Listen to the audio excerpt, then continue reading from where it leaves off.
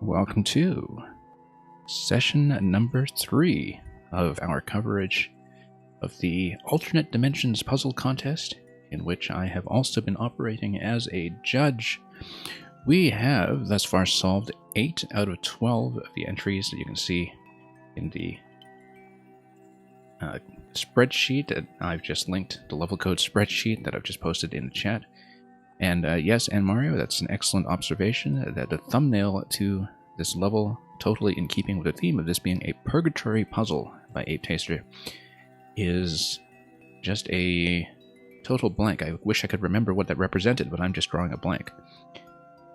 Now, one word of warning about Ape Taster. I previously, on another stream, attempted his entry to the low-budget puzzle contest from a few months ago, and I actually didn't finish that one, although I think I know what I missed, and I want to go back to that one eventually. But we could very well be in for another solution that takes a very long time to put together and spot. I don't really know. Very few clears in this so far, as you can see. But it is one of 4 remaining puzzles that we need to get through. If not on this stream, then certainly on the next. And one of them is a co-op puzzle that I still am seeking some players for at some point when we can assemble a team together, because one of the entries by Ronaldo Moon that we have not been able to get to yet has a minimum of 3 players. I think it supports 3 or 4. Regardless, we're going to begin with one of the 3 remaining single-player puzzles here in Purgatory, and we will solve this alternate dimensions puzzle to save Mario's soul. Let's see how it goes.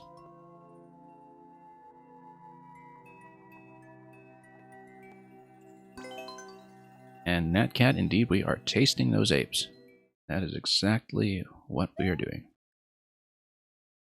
Okay, so here's a 1-up. And we've got 1 door over here, 2 doors to the right. We will see how this is put together. Okay, this is a hint. We don't know exactly how this hint is operating, but it has something to do with the rainbow. Let's not look at the hint yet when we haven't even looked at the puzzle. Is this telling me this leaves the hint, or... Oh, I see. Okay, so each of these rooms is a hint, and this means nothing to me yet because we haven't actually done the puzzle ourselves. Natcat, a secondary definition? I don't think so. Hold Y plus... Oh yeah, this is just to teach people how to do the stomp if they don't know it from Super Mario World. That's simple enough. And Chai Latte, welcome. Okay, so... Oh, this is probably just a hint about using this to squash Mario into small form, for all I know. And indeed, we would need that in order to come through here. But none of these hints actually make sense to me yet because we haven't seen the puzzle itself. And it says something about holding down at a pipe. We don't know what that means yet, but we'll figure that out eventually. So anyway, let's take some damage and squash our way out of here so we can reset back to the start. And we'll exit. So yeah, Natcat, it only has 1 available definition per lookup, unfortunately. And the reason for that is because the whole purpose of the lookup, since it was set up as a Scrabble-bot, is mostly just to prove to people that the word exists in the dictionary, so it's kind of a bare minimum. Anyway, checkpoint on this side. Looks like this door is probably matched to the other entry as well, just for symmetry's sake, which I can always appreciate. We might as well hit the checkpoint. The hint did... Oh, okay, it gives you a feather. The hint did tell me that we can switch between dimensions through this central corridor over here, so we will have a fire flower in the fire zone and a cape in the flight zone, which is interesting. Oh, and that bombed itself open, but let me just make sure those were in fact vine blocks. I think they are. You've got Red Yoshi over here. You do have to collect 2 pink coins, and you do have to exit out of one of these key doors. That will be the exit that we ultimately want.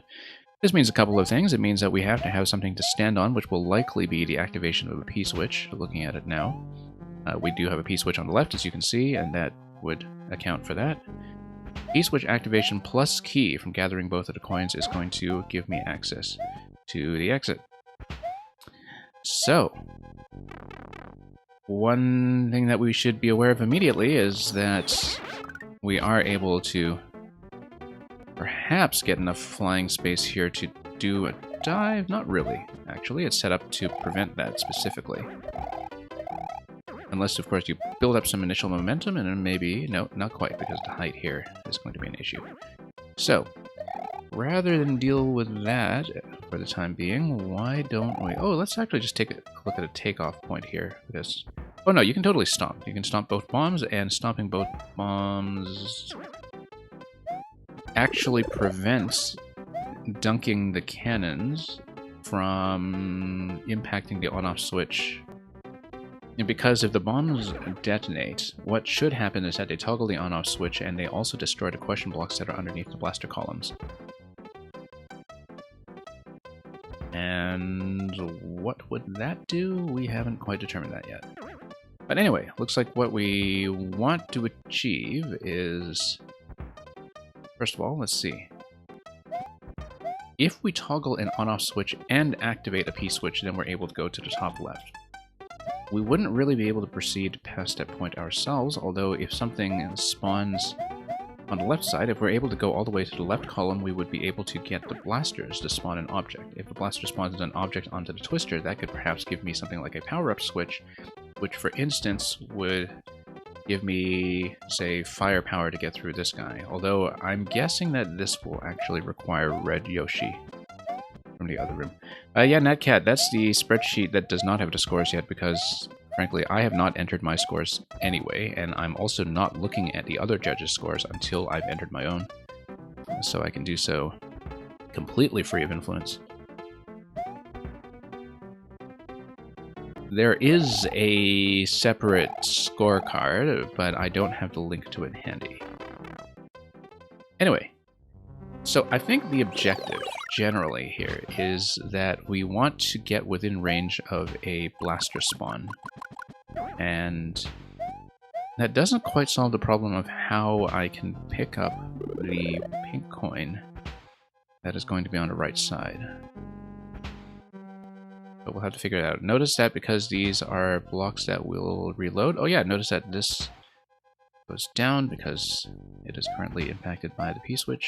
And also that if we have an on-off toggle on the other side, then we're able to blow this up and take Fire Yoshi, which then allows me to have the power of fire on the other side. So currently though, looks like we're not going to be able to do very much here. Let's take a look at this side once again. One thing that we should also remember from the opening hint room is that it did tell me about squashing my way out of a power-up. Notice that we can lose power-ups using the spike over here. Although if I get into the other room, after that, that is just going to put me back into the cape. So that's probably not going to be too useful just yet. Unless we have something here that requires me to be small, and so far I don't see it. Although later on, maybe I'll need to be small to pop myself up one of the other corners. So, what have we got so far? We have the ability to take out the bombs using the stomp. We also have absolutely nothing else.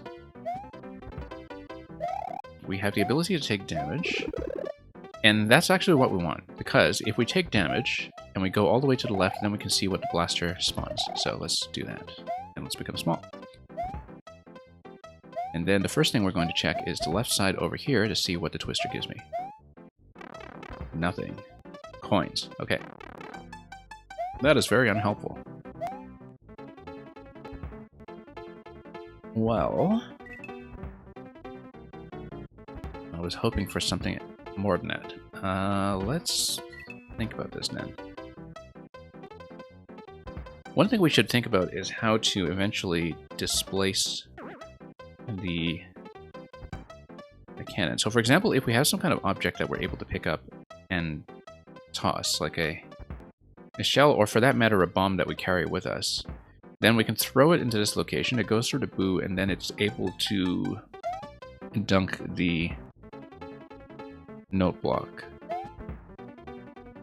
We would have to do something like pick up a thrown object like a bomb, though, in order to do that, and we currently don't have that. Notice that the spawn times in a Yoshi is probably slow enough that if we took green Yoshi through here, we might be able to grab a red Yoshi through this side with a tongue before he hatches. I think that might be possible. So that's something we should look forward to eventually as well. Currently, do we gain anything if I take damage in this room? I don't really think so. One thing I'm also looking at is, if I need to collect the pink coin, I think I do need to collect that either with a thrown object that's activated by Mario, which would then be sent up to the Twister and up to collect it, or I'd have to somehow be displaced through the bumper myself. If there's some way for me to actually be pushed, for example, using something that is a conveyor interaction. I think it looks like it's going to be some kind of thrown object, though, because if an object goes through to the right side, it goes through to Boo. I think it would have to be, because of that one tile space through to Boo. It would go through to Boo, it would dunk the cannon, it would activate the on-off switch, but then the object that lands on top of the note block would also be sent up to the coin, and I think that's eventually what we want. One thing to keep in mind is that it could actually very well be an egg. I don't know if the red egg would fit through that location, but Yoshi spitting an egg is one of the possible interactions here that we could deal with. It won't be something like, or even Yoshi spitting a P-switch, in fact. It won't be something like a bomb because Yoshi does swallow bombs immediately on the other side.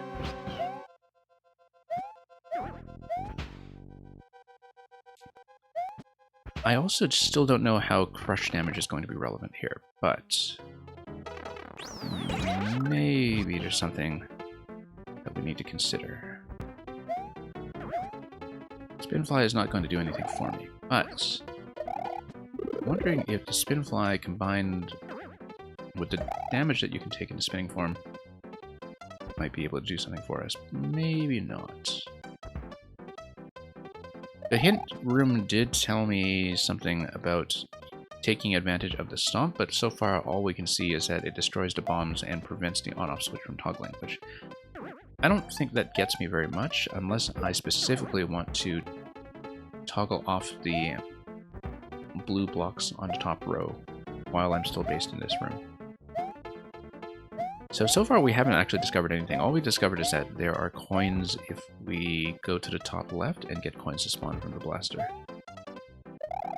Doesn't appear to be anything else I can interact with here yet. However, let's say we take damage and then pick up the flower on the other side. Let's consider this again. Notice that the on-off switch toggles here in the top left. Let's change rooms again. Watch the top left very carefully. Top left is always toggled by a spike ball. Notice that the spike ball is always going to flip the switch around once. It's not blocked by anything like a state block, which means that if we start in the on state here and then we go to the other room, then it's actually going to go on to off rather than off to on, because the spike ball is actually always going to create the same interaction. So that's something that we should be aware of, is that going from one room to the other is always going to be an on-off state switch in either direction. It's not going to force the same on-off state, I don't think. One thing we haven't really taken advantage of here yet is what we can do with fire. Whether there's something... So for example, if we come through here, I don't think I have enough time before the on-off switch activation to actually do anything with the fire flower, unfortunately. But yeah, we can't actually do anything here in time. So the question is there a bomb that I can somehow find a way to activate?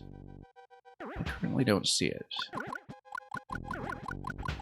I currently don't even see what the first step is supposed to be, which may take some time, because I remember in the other Ape Taster puzzle that I couldn't finish, that the first step was actually an extreme edge case of a collision that we needed to figure out. If I collect the coins from the blaster in the top left, it doesn't really get me anything else that I can interact with. Let's see. I take spike damage from Yoshi. I can currently do this, but I can't interact with any block further than that. Notice that blocks get destroyed here by the on-off switch, I think. It's the on-off switch toggle that I believe destroys a bomb, but let's watch that very carefully. Yes, it is. So it's always the on-off switch toggle that destroys the bomb, which implies to me that if I manage to activate the on-off switch in either room, then we create a situation where that bomb actually remains active and blocks off the top left. Currently, though, still no real idea of what the first step is going to be, and it seems like we'll be hunting for that for a while, because we need to figure out what we can interact with. Currently, the cape isn't really capable of whipping anything else, I don't think. Notice that I can get into a small form with the cape over here, but I don't think I can do any kind of crouch fly with it, can I? No.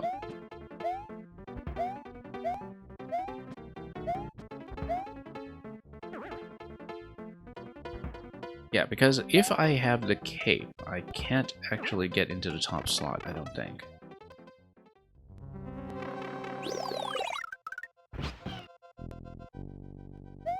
Yeah, that vine has no space to go up because it's just below a slope, and the slope doesn't block anything.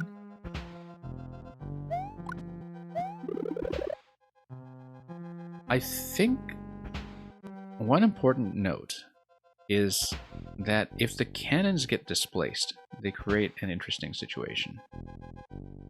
Because if the cannons are dropped off of the note blocks, their firing angle should change, and the firing angle should change... I'm trying to predict how they'll change and what direction they should fire in, whether it's over the diagonal or whether as a straight drop.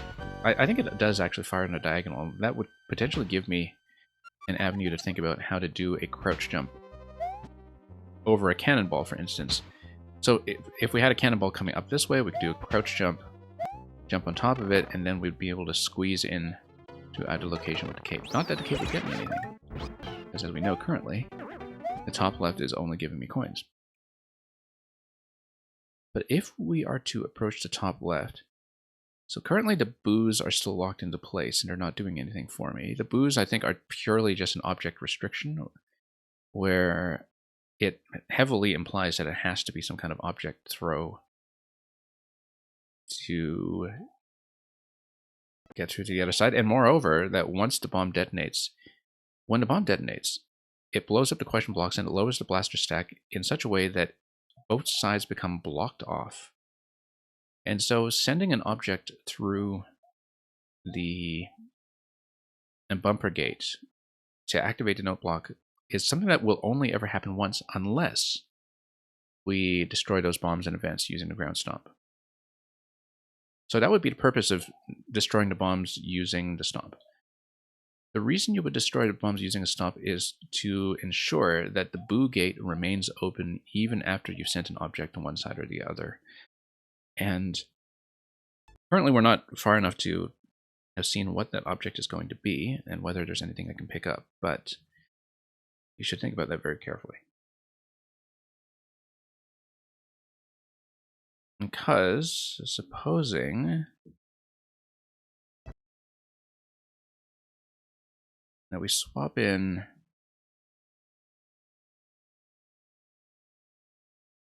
here's an interesting thought.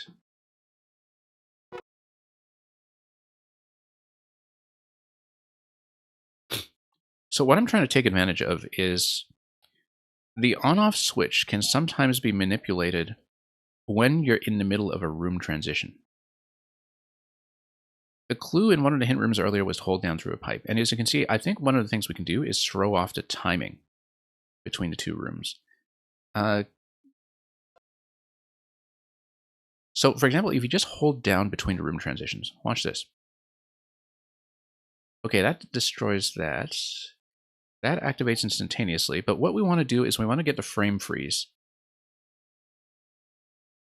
to happen. That didn't work quite as I expected because that went off the off. We need a certain number of cycles through here to manipulate the on-off state such that it is frozen between the two rooms. On to on. On to on. There's going to be a certain number of cycles. So, okay, we manipulated this room now. Look at this. This is something new. Notice that we have now come to this room in the on state, and we have swapped the two rooms by taking advantage of the freeze frame interaction, where when you have a particular timing, when you do the room transition, the on-off state looks like it is activated, but the block doesn't actually flip over when you make the state transition to the other side. And so we basically just went down through the pipe enough times that we offset the timing ever so slightly until we change positions between rooms. Once we have changed positions between rooms, then we have a full swap between either side. So for example, we come over to this side, and it's going to blow up the top left right away, which then allows me to do this. And that allows me to go back to the first room and blow up the ice block blocking me from Red Yoshi. So that's a huge breakthrough all of a sudden. It also allows me to take the P-switch onto the other side in order to do this. And I guess that's why it's called the Purgatory Puzzle, is you might be switching between heaven and hell, but the key to this puzzle is the pipe transition itself. So notice that the default state of hell is on and the default state of heaven is off, which I think is a very incisive social commentary. But we're going to hold down through the pipe and swap back and forth until we manipulate the on-off state transition to flip things the other way through. So watch this. That's the central insight. It's a very niche mechanic. I think a lot of people are never going to get this. But we basically wait until we get to this moment here, where this room, oh, no, we didn't quite get it. We hold down until we get either hell off or heaven on. Heaven on should be hell off at this point. Nope, not quite. As you can see, sometimes you see the state block hit and make contact. Great, this is actually what we want now. Good. I should probably count the number of interactions it takes to make this happen reliably so we don't need to guess every time. Hang on. I know I can do this. We did it previously. There we go. So we have access to two things now. We have access to a P-switch, and we have access to a change of state on the other side, which is really important. I think what I need to do is I need to get Green Yoshi first. Also notice that the ice block is going to stay down. Also notice that it's possible to... okay, you can't have the P-switch be the object that's sent through because the blaster will activate it, so that's not going to be it. But that's really interesting. So if the P-switch can't be the object, I'm pretty sure the red egg is actually the thing that we'll want to use. So we're going to get this to be picked up first of all, because that gives me access to Green Yoshi. It also gives me access to P-switch on the other side. It gives me two P-switches. But I think the object I actually want is going to be the red egg, although I think spinning the red egg isn't necessarily going to pick up the coin for me, which is the problem. So we'll need to think about that for a moment here. In this room, we know we can disable the on-off swap, but we also know that we can just manipulate the on-off state switch whenever we want using the pipe. So the question here is, do I want the P-switch in the other room? I don't think I need that yet, but we will keep that in mind in case that becomes relevant later. Again, it looks like the P-switch will just never really go through. I was trying with a manual throw earlier. I wonder if a Yoshi throw makes any difference whatsoever to the P-switch bounce. It kind of does, actually. Look at that. The P-switch, as you can see, was manipulated, but we completely failed to create access to the coin on the other side. So unfortunately, I did create an issue for myself here. But because we've opened up that gate, maybe we have access to something useful. So I'm going to attempt to swallow the red egg using Yoshi, just by moving quickly enough. I don't know if we'll be able to do it, but... Oh, no, we got to jump right away into it. I think it is doable. I think it is within range, but we need to test this out properly. Seems like I'm a little slow on that. Maybe it's not, but we should play around the possibility that it is, and yes, it is. So notice that Yoshi is now able to spit an egg over to the other side like that, and that doesn't get me nearly as far as I want.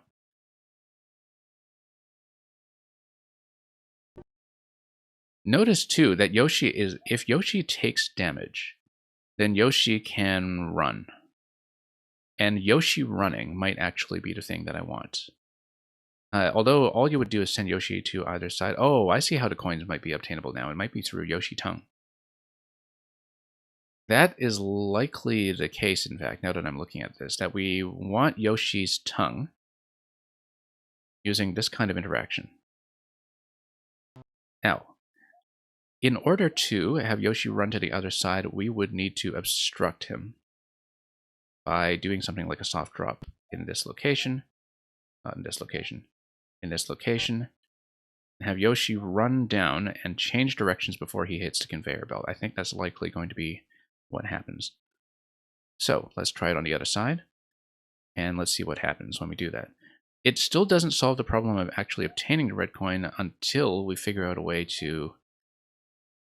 Well, if we took Red Yoshi over to this room, then we would be able to take Red Yoshi up to the top left and then destroy the bomb.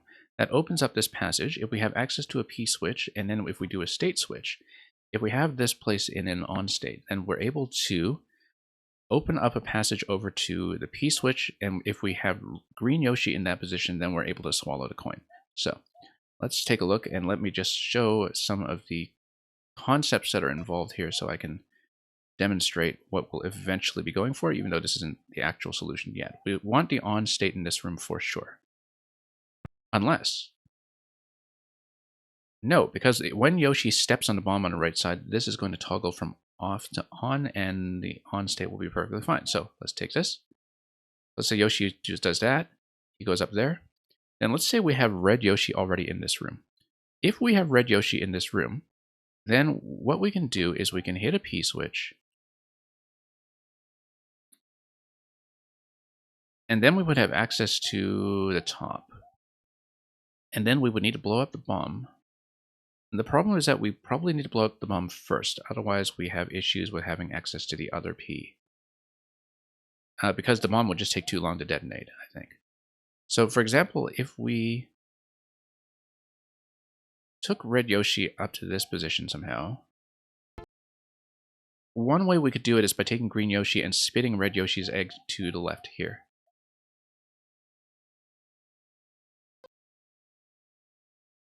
If I can get Red Yoshi up to that position, in fact, that might be the way to do it. But eventually we want to open up the right side so we can get Yoshi in the P-switch location. So that's what we'll be going for. Let's swap to the other side and hold the P-switch in tow just to demonstrate what else we could do. So for example, here, if we started in the on state, then Red Yoshi would be able to fire at the bomb on the right side. And that's what has to happen, is that the bombs do have to blow up on the same attempt that we send a Yoshi through. And having two P-switches available allows me to do that. So let's say we take Green Yoshi plus P-switch into this room, so we have the maximum number of resources in the Hell room. And then the adjustment we'll need to make after that is just to figure out what the correct on-off state will be when we enter that room, which on-off state is the best starting position. And We'll be able to figure that out soon enough, I'm pretty sure. Because having one on-off activation on the right side will be enough to open things up. Yeah, currently the issue is that Red Yoshi can't get up to the top left. If we have a P-switch in here... Well, let's see, because... No, if we run Red Yoshi to the left side, that does it. And that, however, would shut the gate on the right side, which means I need to do two things. We need to, first of all, stop this with the P-switch.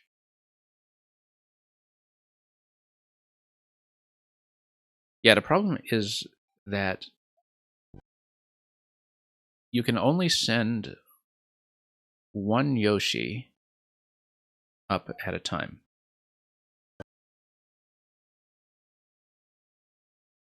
But that's okay, I think, if I understand this correctly, because we can do this.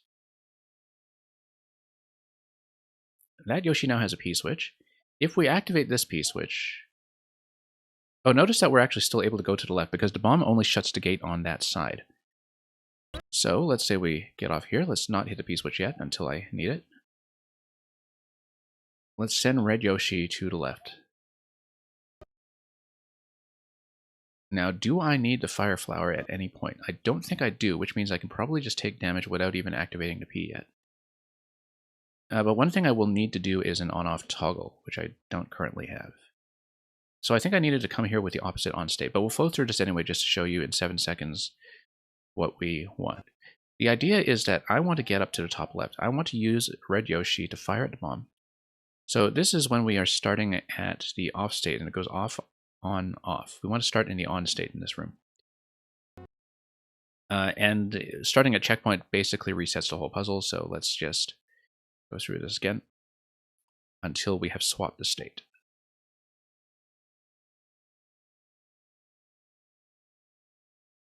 I'm counting pipe transitions here. 3, 4, until we stop breaking the mechanism, basically. Nope, not quite. Hang on. So we're basically back to start. Let's just count how many transitions we need to do to swap. 1,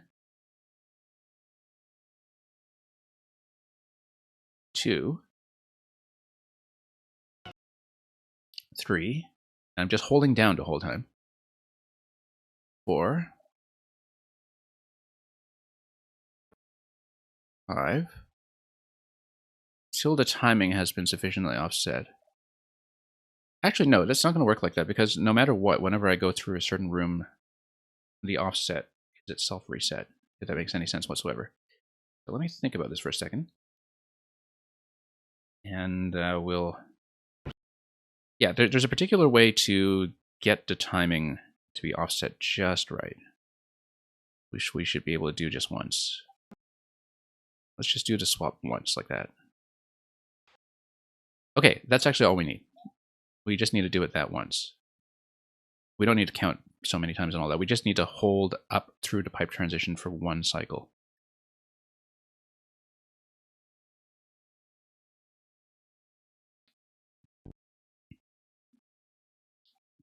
Okay, let's see here. Also, I noticed that my sound is already kind of blinking out a bit. Let me just fix this issue. Give me one moment. Didn't realize we had sound problems today, so let me just figure this out and reset quickly.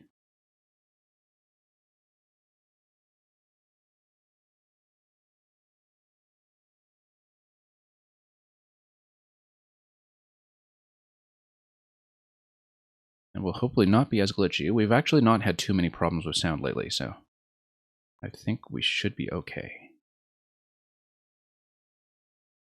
Oop. Nope, still not working. Just a moment.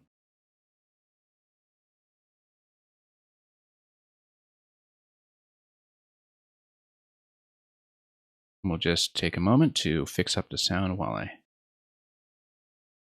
try to get this going. But we have a pretty good series of major steps in the solution at this point.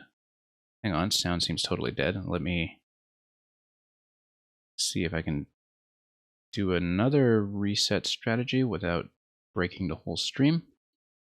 We'll be back in just a moment.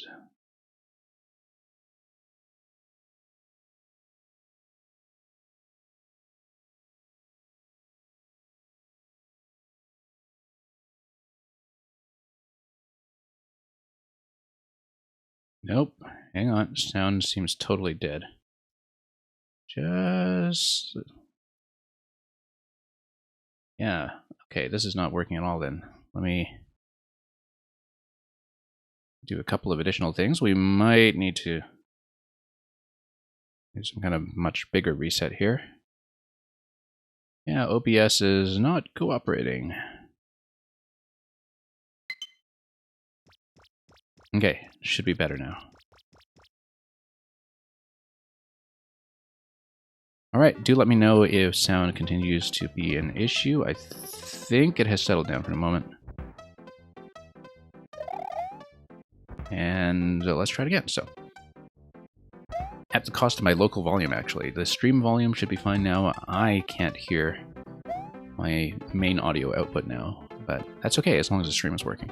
Okay, let's do the double pipe transition first of all. And let's just toggle the same room using that. A single pass of the double pipe transition should actually be enough. It is not. Hang on.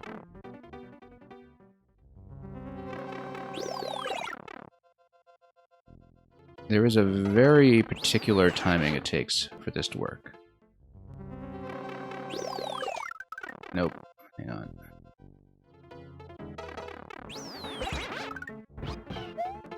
No, we want heaven on. I need to get a consistent input to do this. This is the main thing. I know how to do it at this point. We don't have a consistent input to make it happen. Because there's a little bit of a freeze frame that makes this possible. I mean, previously we managed to do it on a single pass. Okay, that does it. I think it's when you pass into this room. I think for some reason it only works when you pass into the hell side, but basically we need to fuss around with it until it works. And we're going to do it. Okay, let's flow through the rest of the solution as we understand it so far. We want to unlock the other Yoshi, and then we want to start with hell in the on state, I think. So we'll be doing another swap at some point. Of course, we can always just do a single swap using something like a thrown object or a Yoshi walk before we get to the other side. So what we can do is here, we can take this, and then we'll just use Yoshi for the sole purpose of activating an on-off switch. Like this. Okay, now we'll switch to the other side. I'm assuming, of course, that the bomb is covering a series of blocks that is all vine blocks as well. I think that's a reasonable assumption in a lot of puzzles like these. So we're going to go back to the on state in this room. And once we have access to Yoshi, we can always use Yoshi to just do a single toggle of the switch without having to mess around with the pipe. So it was just the initial interaction that we needed in order to get this going. Alright, now we have two P-switches and we have two Yoshis and we have the on state, which we're going to go on, off, on. So, if I understand this correctly, we're going to keep one P-switch in Yoshi's mouth. We're going to do this P-switch over here. Let's try to drop this in a good location. There we go. I'm going to send green Yoshi to the right side. Then we're going to send red Yoshi to the left side. So let's put this away.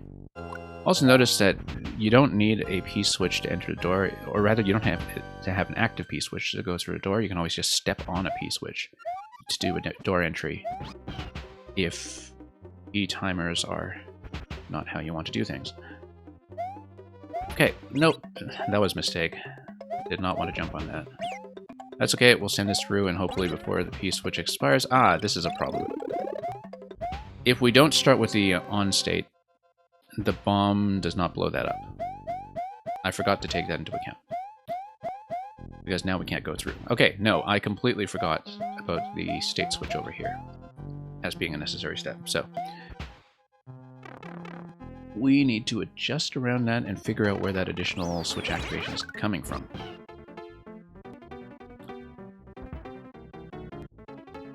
Likely it is going to be something involving disabling the on-off switches somehow.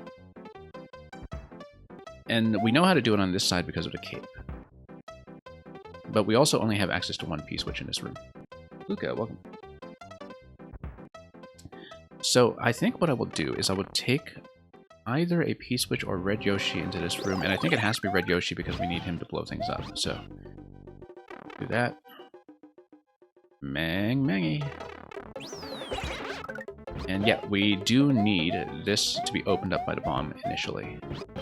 So now that we have access to Yoshi, we send Red Yoshi to the left. We send Green Yoshi to the right. Unfortunately, there's no way to take Red Yoshi plus a POW into this side. There is a way to take the Red Yoshi egg into this side, but I don't see a reason for that to be relevant yet. So what we will do instead is we will do a single on-off toggle, and then we will use the cape to disable the second on-off toggle. Like this.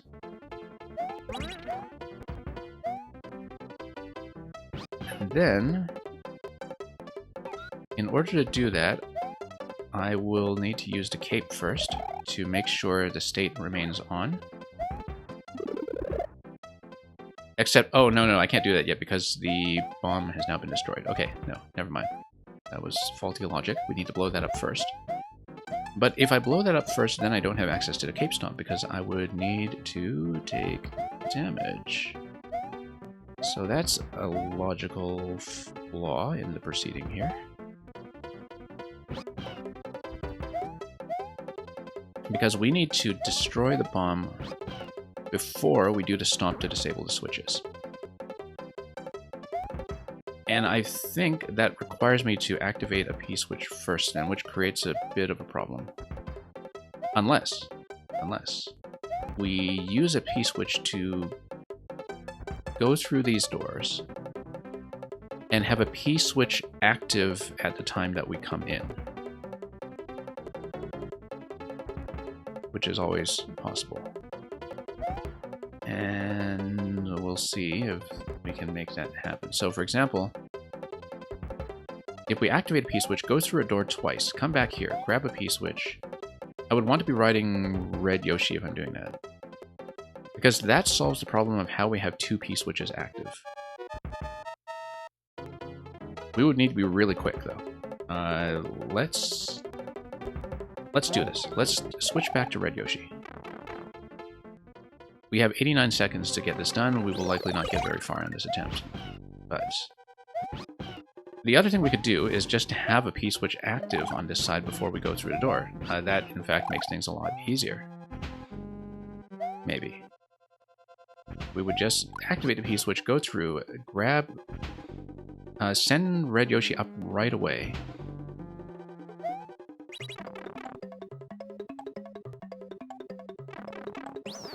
Oh, except this doesn't stop the... Okay, no. We're in the wrong switch state, first of all. We need to redo this. Hang on. We need to change states first before we do anything like that. What we can do, however, is use a P-switch throw. To do that, we come through. We then immediately take Red Yoshi through to this side. We try to go up before the P-switch expires. Nope, too late. But that was the right idea. That was actually what I needed to do. Netcat, thanks for the gifts. Don't open until Christmas. We'll try not to. We'll try our best.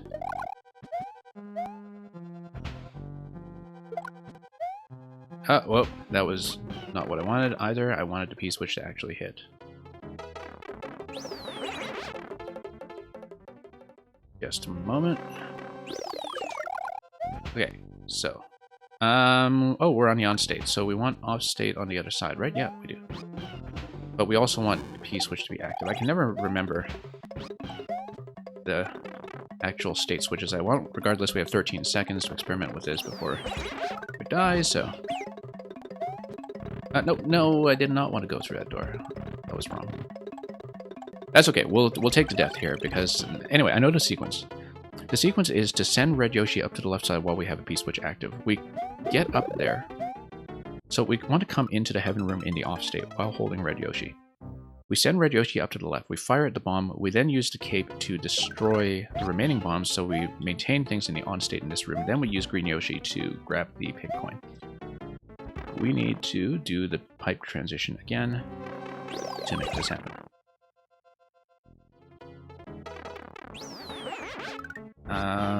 No, that's not right. Hang on, we still need to do this.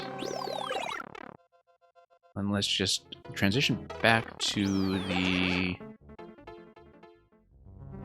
Hell Room again. If we can do... Nope, that's wrong. I still can't get this timing to be consistent, unfortunately.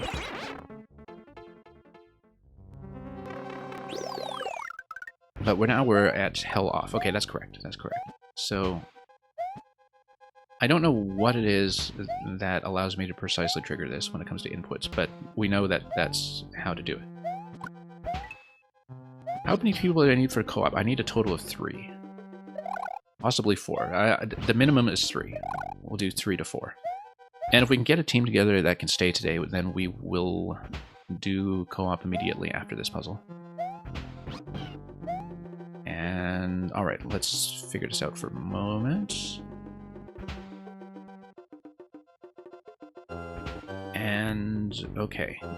Yeah, Mang, I will actually send you my Switch friend code via DM now, and then you can add me, and then it'll make things smoother. Just give me one moment while I dig it out, and I'll just send it to you via the Twitch Whispers.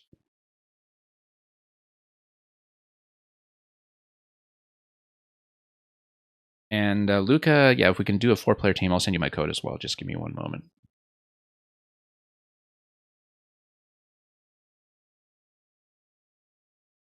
And yeah, my understanding is that if this is like the previous Renowned Moon puzzles, when we do the multiplayer one, we'll be queuing in multiplayer versus, even though it is designed as a co-op solution. So, let me first of all go back to what we were doing here. Oh, I'm in the on state all of a sudden, again. And we wanted the off state. So let's just toss this. Whoops. Hang on. No, we want the on state. That's fine. That's fine. We want on state, and then we want to start Heaven in the off state. So we'll go like this.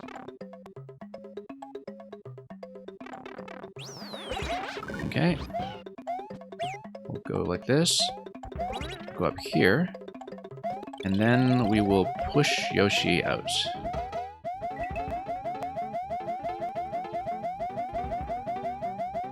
And yeah, we'll take care of the friend codes and such at the next time out. Okay, we've done this now. Notice that we still have a Yoshi available now in the event that I need to do a Yoshi run of some sort. But we'll get there in a moment. So now we want to send Yoshi up to the top right without activating any additional bombs, because we need to maintain the on state. Once we do that, then let's get these guys out of the way, first of all. Then we will activate a P-switch, and then that will allow me to grab the pink coin. The best way to do it, in fact, is to have Green Yoshi hold the P. Hey, Red Yoshi, get out of the way. Hang on. Let's do this again. The best way to do this is to have Green Yoshi hold the P. Except we can't do that because we want to deflect Green Yoshi to the right side, which means we have to drop the P down below. So let's drop the P without entering the pipe. Let's take Green Yoshi over to this side. And then we take the P... I wonder if I can just toss it upstairs. The easiest. Yeah, that's much easier. Then I think I have to take damage in order to get up there because I don't really have a good way to crouch jump into that. Unless, no. We do need to take damage. Okay, and then if we can save coin 1 at checkpoint, then we're in very good shape.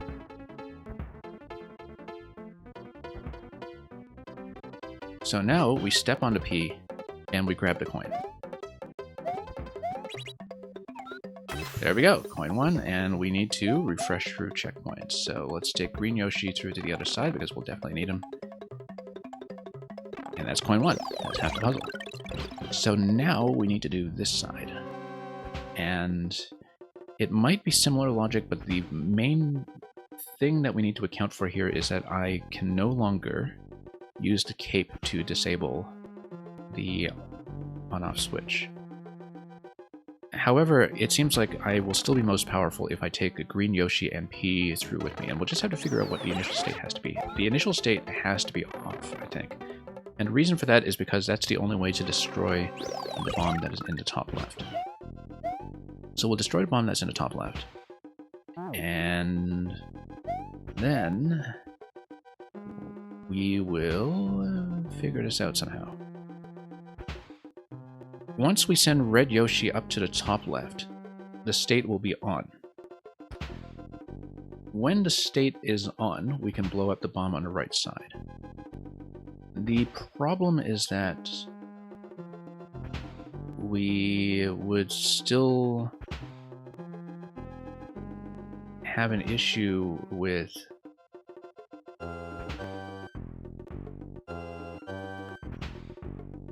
having Yoshi in the correct position. If I send Green Yoshi up to the top right first, then the state will be on. And then if I send Red Yoshi up to the top left, it's going to toggle a second time, but then do we have a way to toggle a third time after that? That's the question I'm asking myself right now, because possibly we actually do want one of the bombs to walk. And because one thing we haven't really interacted with yet is the fact that the spike ball is what interacts with the on-off switch to the top left. The other thing we haven't interacted with is the fact that the cannonballs, once you drop the cannon, they might be able to fire... let's experiment a bit since we have checkpoint at coin 1 anyway. Let's send Red Yoshi to the left. It's going to toggle the switch to off, and then it's going to allow me to blow up the blocks on the right side. Then maybe I can do some kind of crouch jump or something with Yoshi going up to the top left. The other way I can do it is to not... I'm just thinking about how we can get the... If I could get Yoshi to swallow the egg, maybe Yoshi can then spit it up there somehow, but I don't see a way to get it that high. So why don't we just try to run it and see what the problem is. Let's take a look at this. Whoops, nope, that's not what I wanted. But we'll take it. Yeah.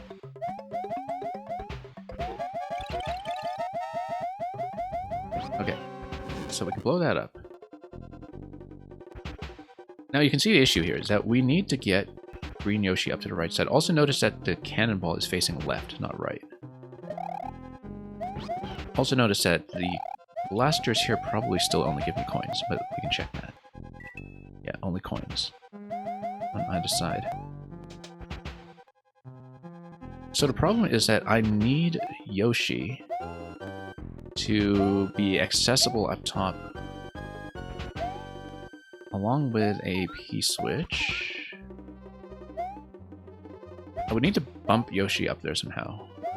And one way that we could do it is if we have a P-switch bump.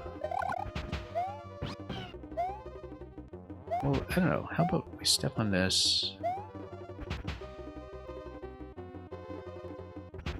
I would need Red Yoshi to maybe trap the P in such a position that I can do a P jump. And do a stack of some sort. But it would just bounce right off his back. That's the main issue here. It doesn't really hold together that well.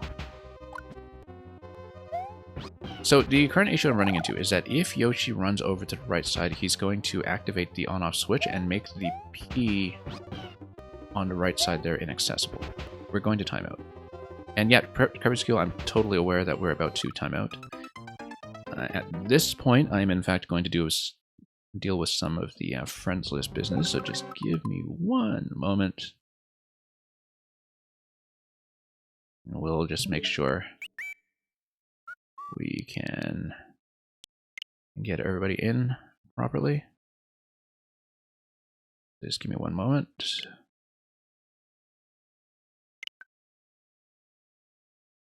And then we'll continue to level.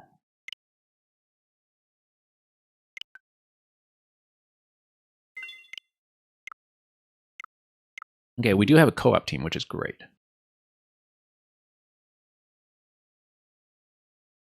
So, if all goes well, the co-op puzzle will be after we solve this one, since we're past checkpoints. Alright, so we have one coin, but we're back to the starting position that we were in, so let's make sure we break open everything once again to create all of the necessary conditions. So we had hell in off, heaven in on. Okay, that's actually what we want. We want to do that. That only took me one reset that time.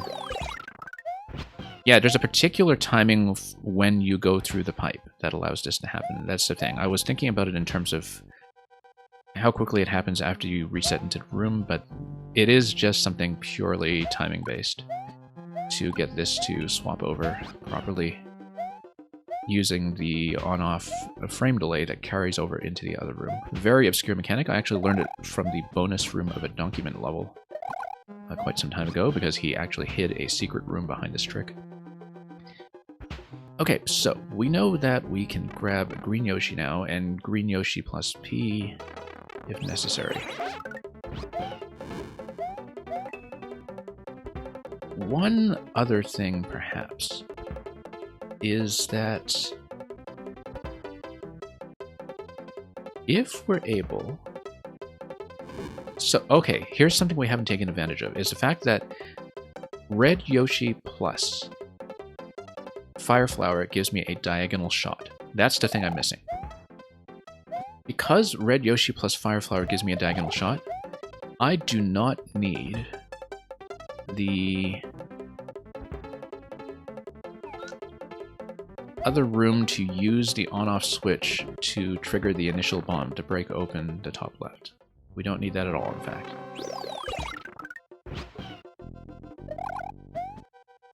In fact, if I leave that bomb alive, I'm able to manually toggle the on-off switch. But regardless, we're not going to do it that way. We're going to do this instead, or I was hoping we'll find some kind of firing angle that will allow me to hit the other bomb. Let's maybe move the P-switch out of the way first. Oh, that was not what I wanted. Oh, you can just ignite bombs remotely. Yeah, okay, why didn't we think of that either? Now we blocked off the right side, though, so that was wrong.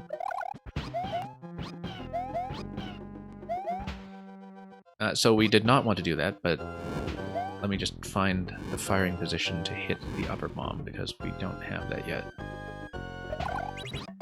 That's not right either, but let's just find the angle. That's actually a really difficult angle. Maybe from this side? No. Hang on. We need to find the location. I think I actually need to do a P-jump with Yoshi. We'll try it first, and then if we have a second P-switch, then we can use a P-switch pretty much for this exact purpose, and then everything will be fine. If we place this, first of all, place it on the edge, perhaps. Then do a P-jump with Red Yoshi, and do a diagonal shot over the bomb. Hey, come on. Okay. Red Yoshi, come on. With me. We're just testing the shooting angle right now. That's all I'm doing. Nope, that's still not good enough. That's not good enough either. Wow, this is surprisingly tricky. So maybe you can't actually activate that from afar. I do need to activate it from the left side. That's okay, because I think the lower bomb is going to walk by the on-off switch, and we should be able to get that as long as we don't accidentally toggle the on-off switches on the bottom. Looks like we're short by one tile right now. We just need one additional tile, like the P-switch from earlier. And then we would be able to activate a bomb to blow this up. Not really. Because the bomb's going to walk off. If the bomb walks off, it does not take out all of these at once. So we're still in a little bit of trouble here. But maybe the diagonal shot is still going to be the trick somehow. So let me just reload through this room.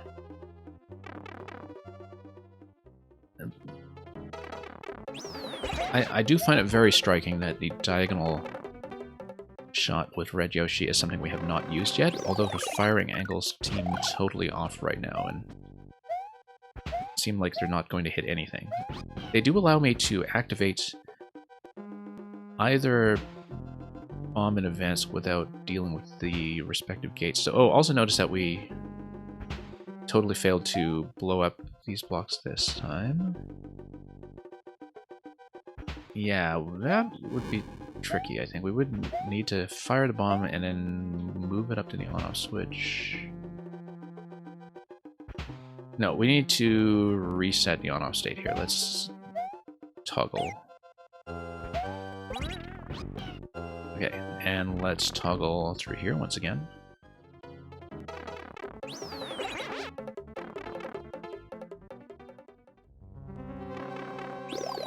Off state, good. We want the off state in the hell room to start. And then we have two P-switches available. We have Fire Flower and Red Yoshi available. Fire Flower and Red Yoshi.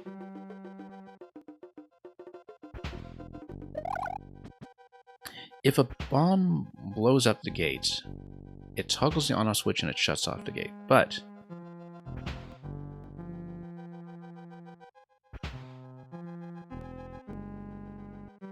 I wonder if there's a way to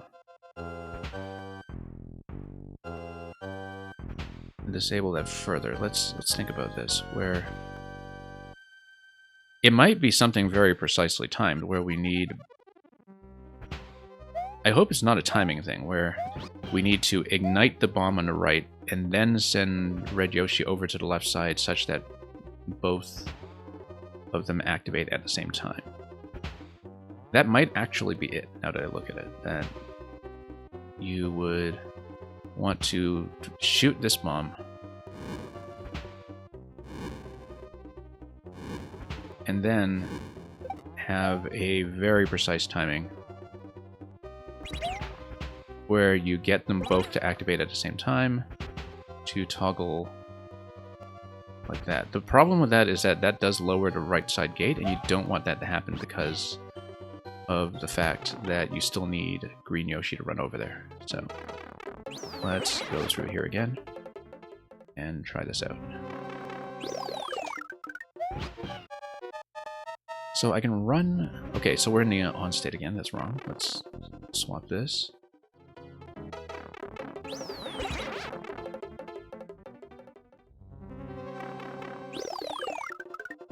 No, hang on. Let's try it again. Okay, off state in the other room. That's good.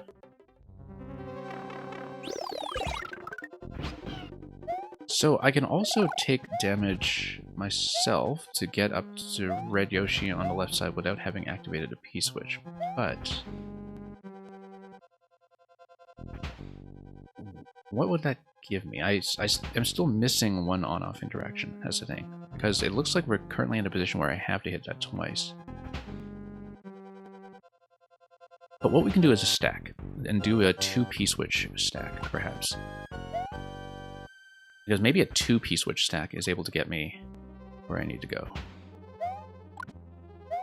Where I do this, then I do this, and totally overshoot. We're going to try our best not to hit this by mistake. do a P jump up to the left side and then blow up the bomb. And that allows me to get Yoshi through, green Yoshi through the top right thing. We'd still need to jump up there somehow. This will be a little bit tricky. Hang on. Let's see if I can figure it out. Nope, not quite.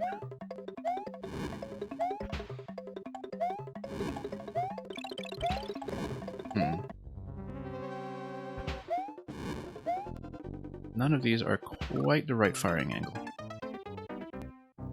But you can kind of see what I'm getting at. If I can do a diagonal shot on that bomb somehow, and it would require me to get into a position that's high enough. Here's how we can do it. We can smuggle this P-switch over to the other side. And then we can do a P-block, P-switch stack. Do a triple stack. I'll show you how that works. That's going to be a little bit timing sensitive though, so I'm a little wary of that as the solution. It might not be. Nope, so in the off state here, let's swap it over once again.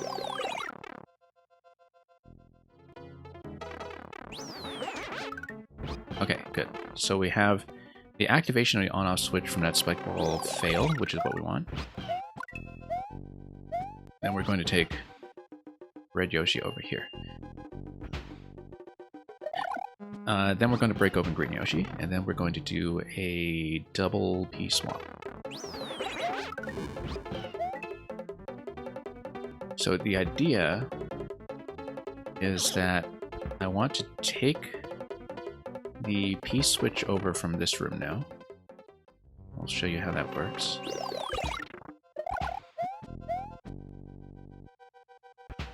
We'll take the P switch with me this way. We're going to activate it on our way in, and then we will make some kind of double or triple stack, which would then get Yoshi into a favorable position. Oh, the other thing is that if you have the P-switch mapped out here in advance, then we would be able to perhaps... Yeah, we grab the other P-switch, we get Red Yoshi on top of it. The idea is that I want to get Red Yoshi high enough that I can get him all the way up top. And I don't know if we'll be able to do it with just this simple stack here. It's going to be a little too... Whoops, no, you see, very input sensitive, and so let's not do it that way. Let's cart this P-switch over again. I'm going to do it a little bit differently. Also, let's test out my firing angle when the bomb is over here, whether I can deflect the bomb over to the on-off switch, because that would also be a potential avenue towards a solution. No. You can always jump up like this. No.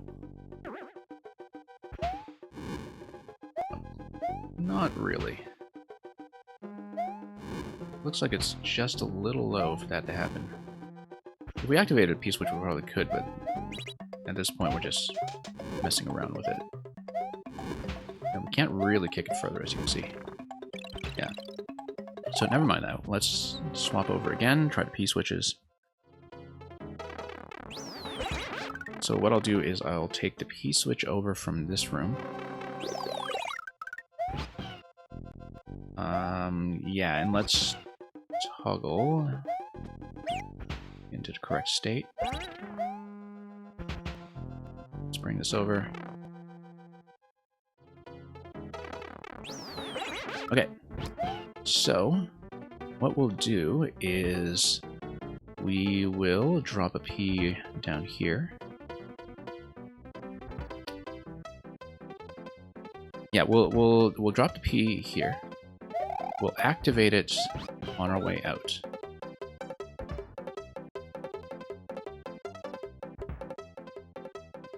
And the idea is that I want to make sure that I can get Red Yoshi up to the top. Now, if I do that, the other room is going to start with the off state. It's going to blow up the bomb.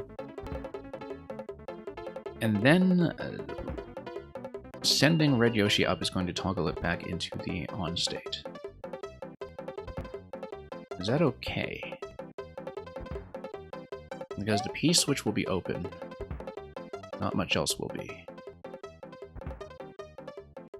We need to just do it. Hang on.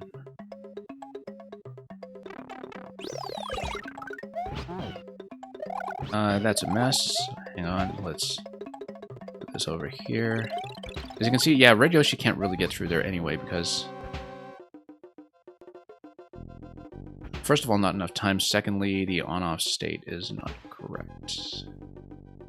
I don't think it's going to be some kind of tricky timing element like that. I think we're probably thinking about this the wrong way. But if I can get Red Yoshi over to the other side here without accidentally activating anything, maybe we'll be in good shape. Let's get things out of the way.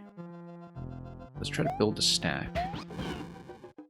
Again, I think maybe the double stack isn't going to give me what I want. I was hoping for a triple stack, which we might still be able to do using Green Yoshi, but... In fact, let's try it. We're going to try the triple stack. And using the Yoshi bounce, maybe it will get me where I need to go. Come on. There we go. So here's how we're going to do it. We're going to get Yoshi to stack along this wall. We're going to build a 2P stack without pushing Yoshi all the way over like that. Okay. So let's build the stack. Come on. But Yoshi's just in the way right now. A little further back. It's not able to restrict it quite enough. We can maybe use... No, we can't use both Yoshis because we do need one Yoshi still alive. If we push Yoshi back just slightly like this, I can get him to brace against a wall. But this is going to be a little tricky to set up. Nope. I'm trying to make a 3-high stack using the piece. Unfortunately, I don't think this is going to happen here. I'm trying to get... But maybe if we do a P Yoshi P stack. I'm trying to stack higher so I can do a diagonal shot up to the top right bomb using Red Yoshi without taking Red Yoshi through the gate. So I want to blow up the bomb without having to activate one of the on-off switches on the left side. I'm activating the on-off switches one too many times right now. I need to save one switch activation. That's what I'm trying. So let's say we had a P here. And then we drop this P. And then we do something really dangerous and try to drop Yoshi. No, that doesn't work. Hang on. Too difficult to set up, I think. Because what I wanted to do was I wanted to do a P and Yoshi stack. So you can maybe do a P a little bit to the left here. Make it easier to drop Yoshi without activating. Nope. Not really. Or maybe drop Yoshi from up top. Nope. And push him down. Then I'd probably land on Yoshi on my way down, so maybe that doesn't work. Yeah, so the idea that I'm going for is I want to see if there's another way I can activate the on-off, activate the bomb rather, without going up to the top left. Seems like the way I would have to do it is by moving up by about an additional block. And without doing that just now, which I kind of messed up. Because the difference between this room and the other one right now is that I don't have access to the cape to disable one of the bomb switches. And so the only other thing I can think of is a timing activation where the bomb on the right side and the Yoshi stepping on the left side kind of go at the same time, which seems way too tricky to be the actual solution. We can maybe try that timing to see if it actually works, but we're going to hit timeout in a moment anyway, so... Yeah, because the idea I was thinking of was if you have Yoshi hit this and then run over and see if we can get them synchronized. And if we can synchronize them in such a way that the on-off switches will only activate once, perhaps. I don't know if that works, but... Like if you have two on-off switch activations on the same frame. In most puzzles, I wouldn't necessarily consider this a possibility, but because we know that there are kind of parts of the solution that involve manipulating the frames of the on-off switch activation already, I think it's entirely possible that it's part of the solution. So we can even test out the timing here. I can show you that we can, for example, fire. Oops. Fire in this location. Bomb blinks once, and we'll see. So the timing is way off there, but we can basically try this timing it again until we find a particular part of the animation that works. And just by watching the bomb detonation and getting closer and closer. I think the solution, if it looks absolutely crazy, that's because it is. Oh, whoops, that was accidental. That was too soon. We need to delay that a bit. But I basically have to confirm whether this works. I think it's entirely possible that this would work. That you would just have two activations going on at the exact same time. Red Nye, welcome. It's Ape Taster again, as you can see. Our nemesis. Did that work? That did work. Except now we need to do it from the other state with the... That absolutely does work. That absolutely does work. Okay. Except now we need to do it from the other on-off state, and we need to flow through the rest of the puzzle up to that point. So we need to let the bomb blink a certain number of times before that happens. Let me just show you once again. First of all, let's unlock a green Yoshi, because we'll need that to flow through the rest of this puzzle properly. But let's test the timing a few times until we can determine it accurately. So we're going to wait for 2 blinks on the bomb. Oh, whoops.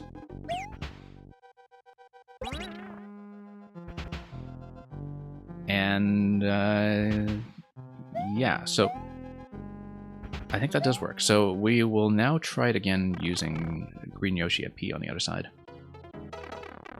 So we have access to Green Yoshi and 2 Ps. And we also need to start with the off state in this room. Good, good. That's exactly what we want. So, now we're going to do the red Yoshi run that we just showed off, where we do fire, and then on a second blink, we send it through.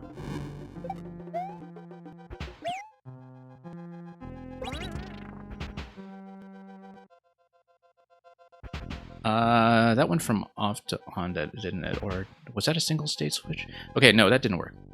Because we need the current state to be off. The reason we need the current state to be off... Oh, no, it does work, because the bomb is dead. The bomb is dead, which means that we can now send Green Yoshi through to the other side with no problems. So we actually do have it. So we're going to go up here. That might be unnecessary because we don't need the Fire Flower. But we're going to do this. We're going to blow up the bomb. And then we're going to send Green Yoshi through to the other side with the bomb already activated. Which is exactly what we wanted. We need to take damage. Oh, okay. We need to take damage, and to do that, I need to spit out the P-switch first. And send Yoshi to the correct side. Let's...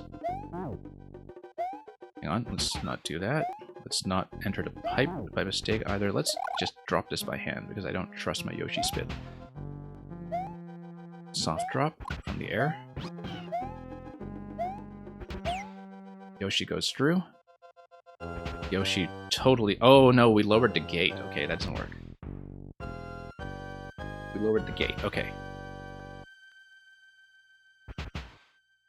In that case... Okay, no, that's why this doesn't work.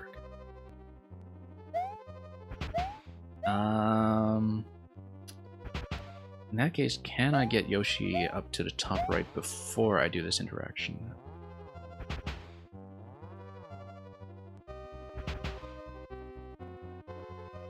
Yeah, no, that is where this fails. Okay. I've already shut the gate on the right side, and the gate shuts when I detonate the bomb.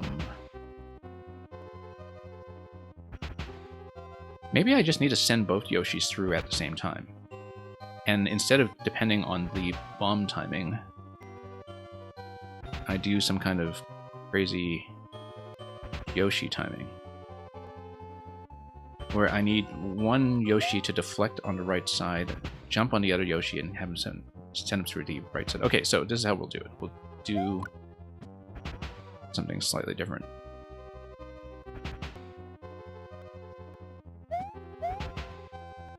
First of all, we need to reset this to the correct state. Okay.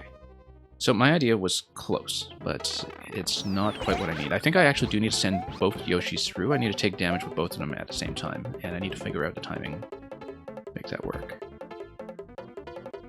That's tricky, because you would need to damage one Yoshi,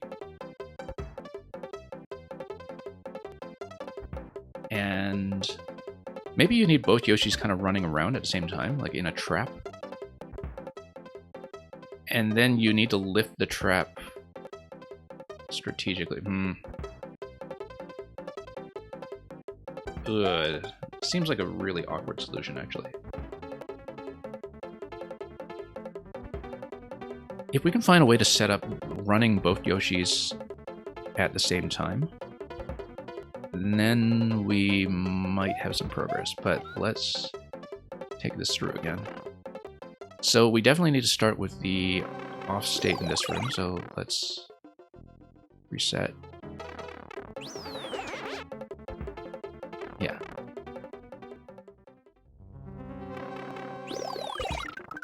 $1:55 seconds. Okay, so previously my idea was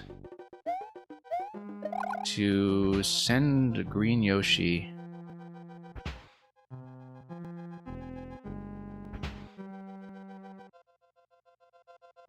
Previously, what I did was I sent Red Yoshi up first. Okay, because we shut one gate before we sent the relevant Yoshi through it, which is an issue. What you have in mind doesn't look too hard to set up. Yeah. Because right now we still have the problem. So I'm glad the on-off idea that we had earlier actually does work. But the problem is that my gate shuts off after that, and I don't have a way to get Yoshi upstairs.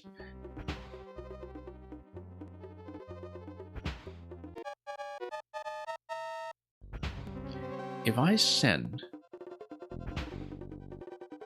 Red Yoshi up top, then that doesn't help because I need to blow the bomb.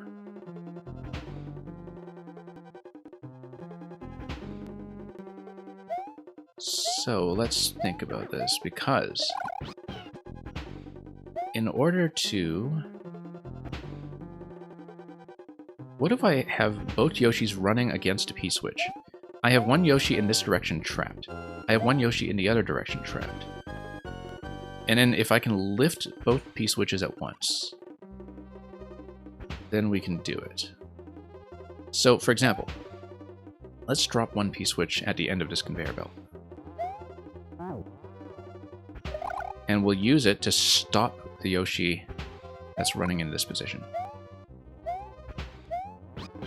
So we can take damage. Let's use the other P-switch to deflect Yoshi onto that side.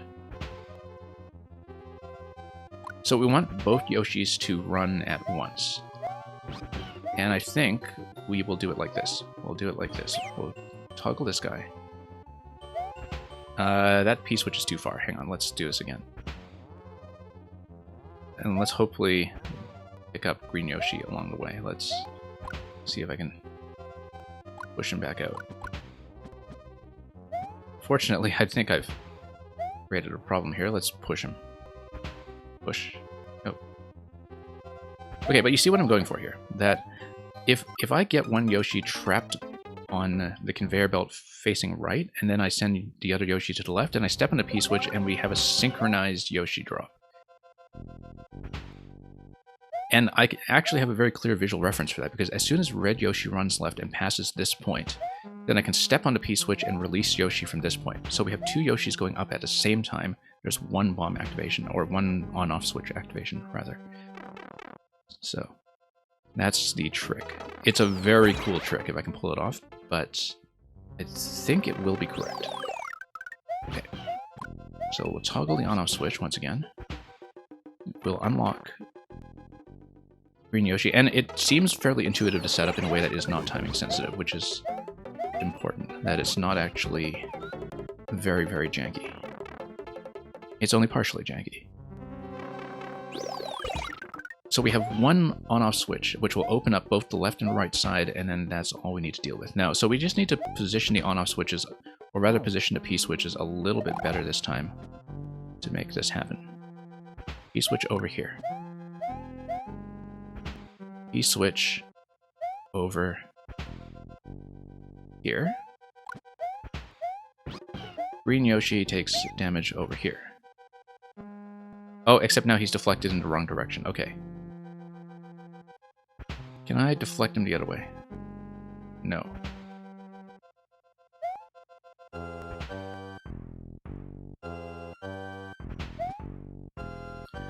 No, that's fine. We just need to trap him in this position before he gets on the conveyor then.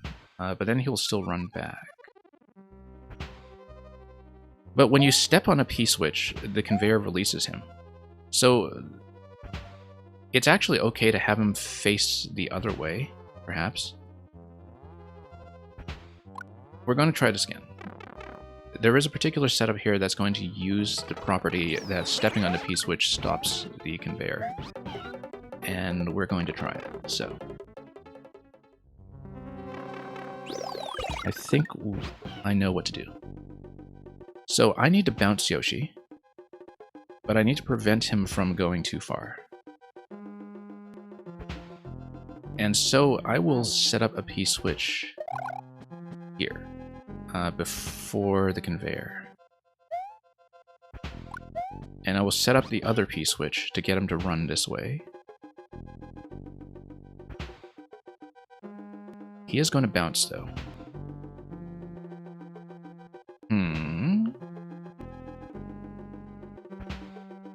But I want Yoshi to do the deflection that we had previously, where he goes back on the left conveyor. And so that might be okay. We actually just want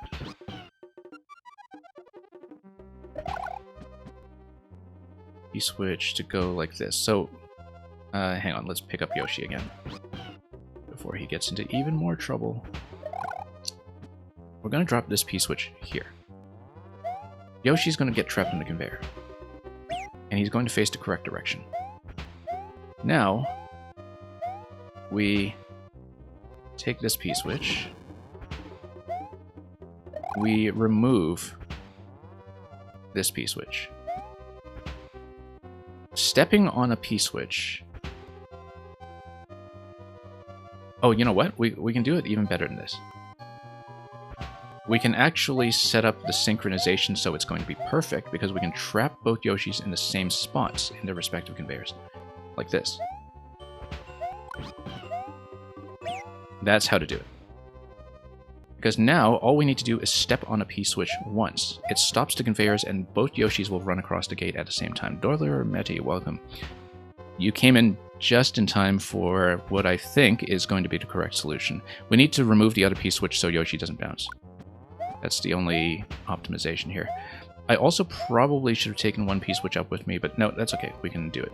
We step on one P-switch, then we climb on this vine immediately. And we go upstairs to Red Yoshi on the left side.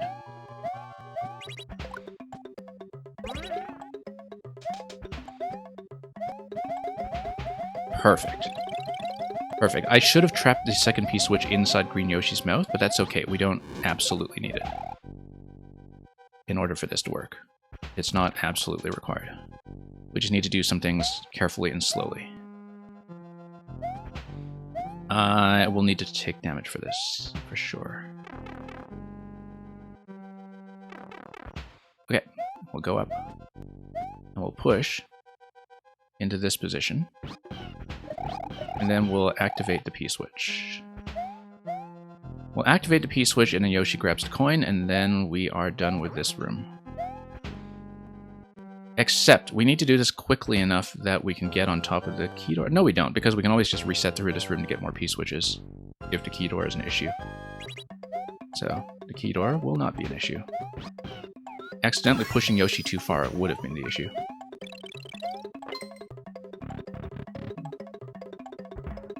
Okay, and we are through. I wonder if there was a bonus for keeping the cape up to this point. Nope, because we get the cape anyway. However, there is a bonus for keeping Red Yoshi or the Fire Flower up to this point. That's simple to deal with. All we need to do is go back and get Red Yoshi, so... Except we can't, because we've been trapped, so... True Ending, unfortunately, does require you to take Red Yoshi rather than Green Yoshi, and I had absolutely no way of knowing that. But, what if we push Yoshi through here? Nope, we just lose him completely, so... Never mind. I guess we'll get the worst ending. Oh, actually, no. In order to get the true ending, this is what you do. True Ending requires you to take Green Yoshi with Red Yoshi's egg in his mouth. Green Yoshi spits on the right side. Then you use Green Yoshi to jump over and land on Red Yoshi, and then you remove the fire, and then you go through the gate. So the thing that we saw much earlier in this level, where you use Green Yoshi to capture Red Yoshi as an egg form, is relevant to the true ending. I had no way of knowing that, though, so I didn't really foresee it. So I think we should just get the bad ending and live with it. But we know the theory behind how to get the true ending for anybody who wants to see it.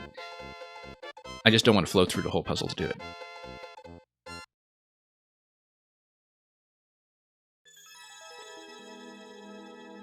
And Dorla Remedy, we want to finish the contest puzzles first today because we'll be doing the multiplayer puzzle next. So I want to make sure we can do that first. But thanks for letting me know that you do have a new puzzle. So give me one moment, and we will dial that up. So, the team that we have provisionally for the multiplayer puzzle, I believe, is Natcat, Mang, and Luca. We will get to that in just a moment. But once again, thanks for the GGs. That was a very interesting solution, and I'm glad we found the elegant setup to make it work in the end. I do need to just tweak my sound here a little bit because my stream sound, I think, got fixed, but my local sound got disabled, so I need to do a few fixes. So give me one moment. We'll try to make sure my stream is actually working, and then we'll get to the multiplayer puzzle right away.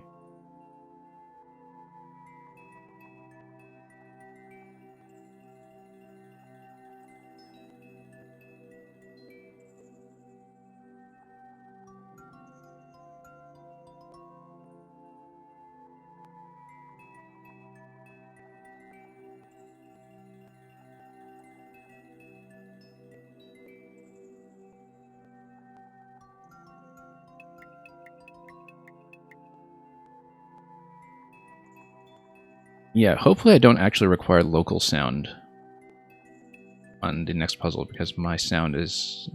like, I can't hear it, but you should be able to hear it, which is not good. Anyway, here's what we're going to do. Network play. So, in spite of it being a co-op puzzle, this is going to be a multiplayer versus, I believe, because... oh, sorry. No, wrong. Get out. Play with friends, rather. Zypher coming in with a party of 4. Let me just give you a big shout out. Zypher, we just finished a really interesting puzzle. And we're just about to start a co-op puzzle. So, the course to play is going to be in my downloaded courses, and it is going to be a hazy shade of something. I actually don't remember. Mang's going to come in. We're going to wait until we have the team of 4, and then we're going to queue in multiplayer versus, I believe, because that's how Ronaldo Moon puzzles usually function. Let me just edit my stream title so people know that I have a co-op team.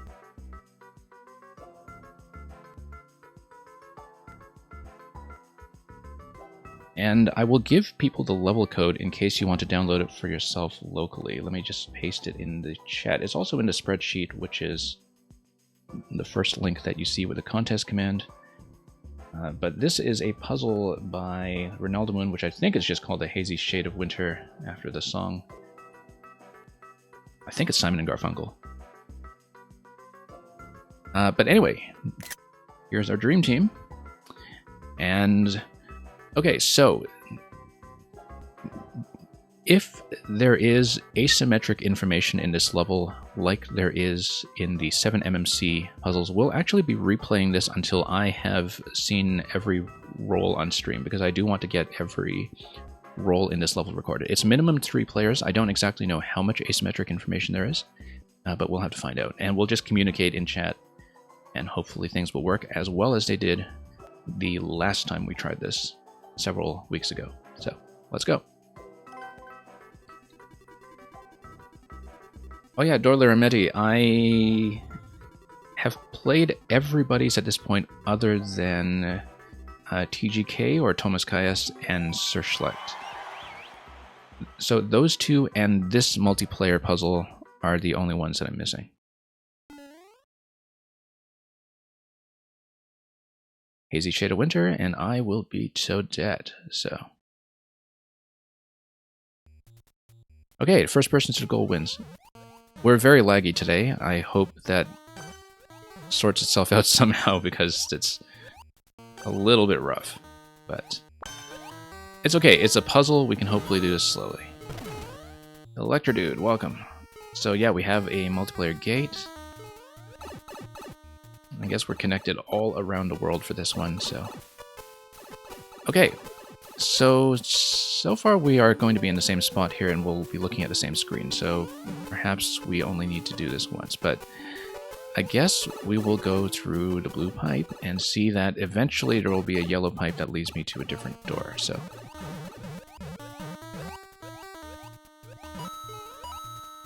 Okay. Luigi is going to walk over. It is not low gravity and someone has bad internet. Well, I mean, we are all connected globally, so everybody has bad internet. I'm also on worse internet than I usually am, but it should not be this bad.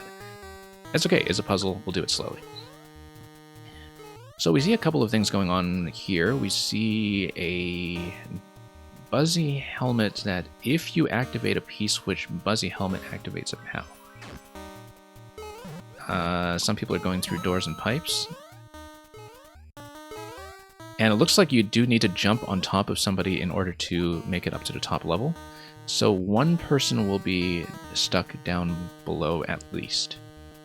Minimum of one person is going to be on the bottom layer and basically waiting for the P-switch to activate so you have access to the pipe on the right side. In order for the P-switch to activate, well, let's see. Let's see how the doors are going to be matched, whether they are matched to each other. Notice that here, on the left side, yeah, we can do 2 each netcap, because like I said, this is a minimum 3-player puzzle, so the 4th player is just going to be here for moral support. Luigi went through that door. Yeah, these 2 doors are connected, but they might affect something in terms of spawning. Also notice on the left side here, that on the very left side of the screen, it looks like it's something that might be a scroll break. So that's something that could happen, is a scroll break over there. Here's something worth trying. Can someone jump on top of me and see if you can dunk me down to the P-switch? I don't think that works, but if it does, then maybe that would be interesting. Yeah, you can't really... Oh no, we've got an SMB2 mushroom, so you just need to remove that. Whoever got the SMB2 mushroom, Luigi, needs to come over here and pick this up so we can step on a P-switch. The P-switch will immediately activate a POW down below, and it might also open the other pipe. So whoever is in the bottom, please get in position. Nobody's in the bottom, so I'll just go myself. But the POW also drops the coins, so it is not time sensitive. So let's see the alternate dimension. Okay, that's how you got the SMB2 mushroom. It comes out of the top left pipe in the auto-scrolling room. Notice that there is a snowball in this location. I think if you come through this pipe with the SMB2 mushroom, you should be able to pick up the snowball immediately in this position. Also notice the respawn of the snowball. So if somebody has SMB2, you need to come to this position. So if Luigi still has it, for instance, you should pick it up here and grab a snowball and see what that does.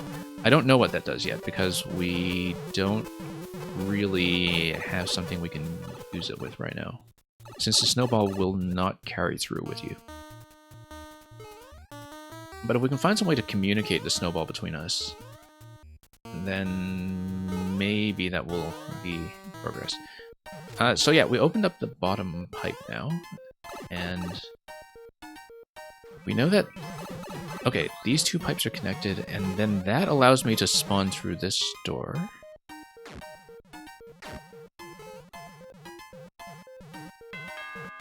So we basically need... the essence of the cooperation here is that we need people to be standing in different positions that will allow them to basically communicate the level state to each other when they are not able to travel to each other's position. So for example, we need somebody with SMB2 mushroom to stand here, so at any given time they're able to pick up the spring and activate the P-switch down below once it has been hit from below. We need another person with an SMB2 mushroom in the bottom so they're able to pick up the snowball. What the snowball is used for, I don't know yet. But let me just try to power myself up with SMB2 as well, unless we are limited somehow. We shouldn't be limited. We should be able to take the bottom pipe in this room, which will then scroll into the left side in the next room. And that will give you access to the SMB2 mushroom whenever possible. Natcat, I don't know how you got the first SMB2 mushroom in the first place. That looks interesting. Yeah, it looks like you need people to brace each other to the top to get the next one. Let's see. And this block already has been activated once, which is curious. I think we all need to maybe evacuate this room. Because this is a vine block, it should reset to its previous state, right? But the reason it's not resetting right now is that this room has remained loaded, so we need to unload the room by all going to the sunny side. So once all four of us are here, then I think we can re-enter the other room, and the question block should be able to reset from there. The screen scrolls left where you found the SMB2 shroom. That's interesting.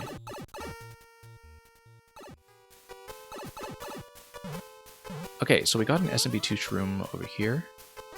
It's going to get trapped up in that position, but I can bounce it. Up to anybody who needs it. And then now I can give Mario the access to the P-switch, which then gives us a POW. We don't know what the POW block does in this room, do we? Cypher, thank you so much for the gift sub. Yeah, I believe the scroll always goes right. But yeah, basically, whenever we want to reset the P-switch in this location, we all need to exit the room at the same time. And then we need to figure out what to do with the item respawning. So far, I don't know how to use the snowball yet. But I wonder if the fact that we can pick up a spring allows you to do some kind of snowball deflection. Currently, I don't really even know where the exit is. It might be the scroll break, it might even be something entirely different.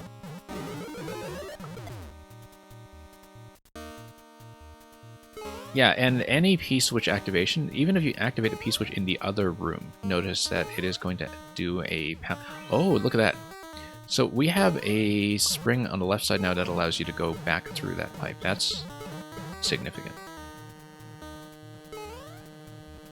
So let's...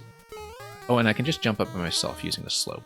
Let's enter this way and see what happens, because that is new. That you can spawn through that side. And Merry Christmas to you as well, Cypher. Thank you for the raid and the gift sub. Much appreciated. Okay, so I should probably power myself up with the SMB2 mushroom. Let me take a look at these doors first of all. Yeah, these doors are just matched within the same room. That's fine, because we just need to then enter the door on the right side, the top room here. So if Toad would like to get out of my way, we will take the door before it scrolls away. Oh, the SMB2 mushroom is in top position right now, so I will grab that for myself. And then... So the snowball is one thing we haven't figured out yet. The snowball should be able to hit the question block from the side. We need to pass the snowball to each other. So notice how in the snow room there's a question block that you can hit from the side, which should activate a bomb which opens up that location. Yes. So I'm going to spawn to the left in this room. Make sure there's nobody blocking you, and you should throw the snowball towards me so I can pick it up. You should throw the snowball to the left if Luigi is out of the way. Not now, not on this attempt. Let me try it again. Yeah, unfortunately, we do push into each other. Let's do the snowball interaction again. Okay, so here's how it's going to work. One person is going to stand in the bottom right of the desert room until another person has the snowball in the next room.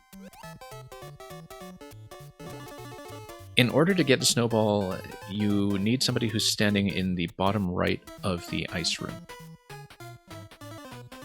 And yeah, so we'll do a snowball pass.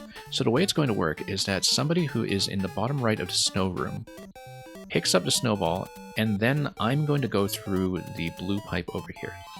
Then... no, Electrodude, because if you notice the other room, all the ground tiles are actually blocked off, so you can't just pick up a snowball anywhere you want, unless you destroy some of the bricks. Okay, Mang has a snowball, so I'm going to go to the other room now, and I'm going to wait for the snowball to be passed. Okay, and then hopefully the lag will not kill me too much here. The lag killed me, I missed the snowball completely. Let's try it again. Unfortunately, we will be pushed. But that's okay, I will grab the snowball, and when somebody's ready, I will throw it to the left. So... I will throw it to the left at 160 seconds. How about that? And then somebody can come through the pipe on the right. Actually, no, I'll throw it at 150 just to give you time to set up because of the lag from my stream, potentially. So, yeah, let me just wait for a moment. When I'm going to throw at 150, so at 150 somebody needs to come through the desert room. Oh, I see Mario there, okay. I see Mario, I'll just throw. So Mario needs to pick up the snowball and then throw the snowball at the question block that is only accessible from the side. And if you activate the question mark block with the snowball, you should be able to bomb that location and open it up. Mang died, that's interesting. Okay, so I actually don't have sound, remember, so I don't know if we managed to do it. Okay, we need to cycle around every time we miss, though, because otherwise we'll push each other into the snow room. So maybe somebody else needs to be on snowball duty, and I'll try not to miss this time. So how about... Yeah, somebody needs to grab the snowball, and then... Okay, you have the ball. Whoever's playing Luigi, try to grab the ball. And I'll come through here as backup. So if Luigi can grab the ball, and then toss it at the question block, that activates a bomb that opens up that pipe. Great. And then we should have access to that pipe now. Excellent. So let's cycle back around so we can see what's in that pipe, because none of us have that on camera. So let's go back and do it. We can take the bottom or the top route. Bottom route is using the pipe. The top route would be using the doors. Dry bowl. Okay, that's interesting. Dry bowl should allow you to hit the question block that is equivalent on the desert side. Let me see if I can do it. So I'm just going to take this through. And then we will try to do a toss in the desert side, which will bomb things the same way, I hope. So basically, I'm just going to pick it up and fire it at the other question block, if I can. Oh, no. Oh, I can't pick it up because it's SMB1. Yeah. I completely forgot it was SMB1. No, we need to stop the question block from up top. It's going to be a ground pound on the top. Yeah, it's going to be ground pound. So whoever wants to grab a dry bowl, try to do a ground pound on the question block that is top middle in the desert room. And I'll just wait in this position until somebody does it. Because then we can see it on camera. It is going to be a ground pound. I think it's actually pretty clear. And then we will see what is on this side. We have 72 seconds, incidentally, so... And luckily this is not an asymmetric information puzzle, so I only need to film this once. But if somebody wants to come through with a dry bowl and go to the top position so you can stop the question block, then we will open things up.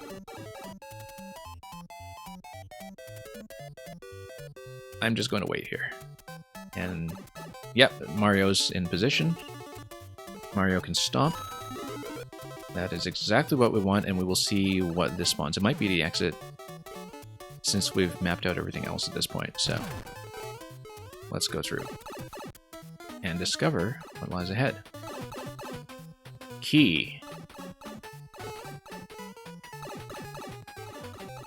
Now, where does this pipe go? What is that key door even for, though? I think maybe there's a bonus room that we haven't seen, perhaps. Maybe there's another question block that we need to activate in order to grab the key. Let's get the clear first, and maybe let's do it again, now that we know how it flows. Oh. Mang reached the goal. And we all got on the flag. Great.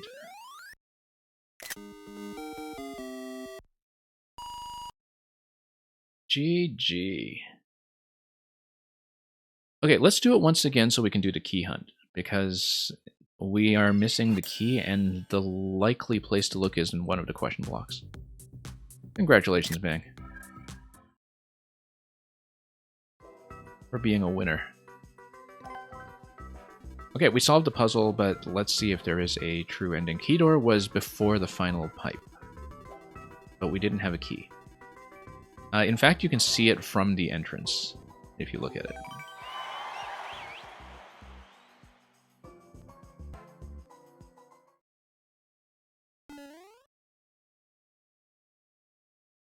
So we know how to flow through this whole thing at this point. It's actually pretty simple. The main coordinated action is the snowball throw. And yeah, so this is all just multiplayer gate at the front, I think. So we don't need to worry about any of this stuff. It's purely just multiplayer control. And if you look at this first room, notice that the key door is located directly above. And so it looks like it should be accessible unless it is just the single player route. It might just be the single player route. And somebody might have to ask Ronaldo Moon to confirm. But I feel like since we blew up the question blocks both times, we probably should check the question blocks. So for example, yeah, if we can get the dry bowl into a position that allows us to check the remaining question blocks after we've blown them up. Unless one of them... I mean, they should contain a vine, right? Like, one of them will contain a bomb. If the other one contains a vine, then we should be able to check them. Also, that's a good question about the note block here. We haven't checked this, in fact. We needed the SMB2 mushroom to pluck the clouds and bounce on the note block. And perhaps the note block actually does contain a key, but we need SMP2 in order to make that happen. So let's, first of all, get somebody with SMP2 in here so we can do the P-switch and get the POW to drop the additional entrance. I'll just wait until somebody comes through the top level with SMP2 to show that off. And we'll check the note blocks for the keys. Okay. So let's do the POW drop. There we go. Now we've opened that up. Let's power ourselves up to the extent that we can. We'll drop some additional mushrooms. And then we can all just cycle through until we've picked them up. Although I can also... Yeah, somebody will need to do this snowball throw down here. Natcat's got the key already, excellent. We should actually check both note blocks just in case there are two keys. And we'll do that. Okay, so let's just power up with SMP2 mushrooms and then flow through the rest of the interaction, which is pretty simple. Okay. E-door, rather standard door over here. So now we need to do the coordinated snowball throw. Let's have somebody ready to receive the snowball. You need to make sure you're not pushing each other into the pipe as well. Yeah, when you're ready, I will wrap around to the bottom to pick up the snowball or the throw. And it's an auto-scrolling room on the other side, so I wonder if there is a second key, but we'll check it. We'll just go round and round until we've checked everything. Oh, snowball throw. Let's see if I can stop it. Oh, nope, I missed. That's okay, let's try it again. I did bounce on the other note block, and there is no additional key there, so I will do the snowball throw this time if somebody is ready to receive. I'll throw it at, say, 395 seconds, or as soon as I see somebody who's on my radar, maybe. If I see somebody on my radar to the left side, like Mario with the key, I will throw. So Mario, be ready to receive the snowball in about 5 seconds. Oh no, Mario got pushed. Actually, no. Because of the auto-scroll, I need to throw immediately when I see somebody come through. So let's just rotate. Yeah, because of the scrolling speed, as soon as you see somebody come through the other room, you do have to throw, I think. And then whoever goes through the pipe has to be ready to receive immediately. Yeah.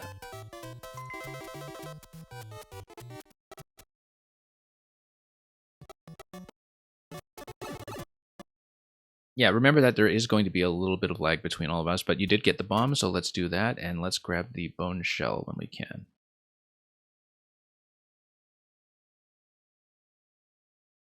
And I totally missed a bone shell. That's okay, we'll die to the auto-scroll. Because that's what happens.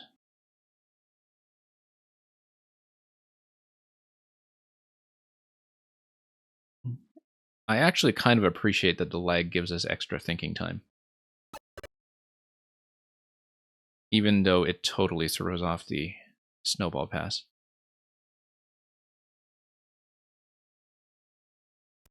Okay, we've got the other door as well. Great. So, that's all done. Let's make it through the key door. Let's not proceed too far before Mario has decided to show up. So let's wait until the key holder comes through and plugs in. And I have no power at this point. I wonder if any of them will help, but we have people with the bone shell and with SMP2, so if there is some kind of bonus we can see, we will see it. And it's a snowball fight.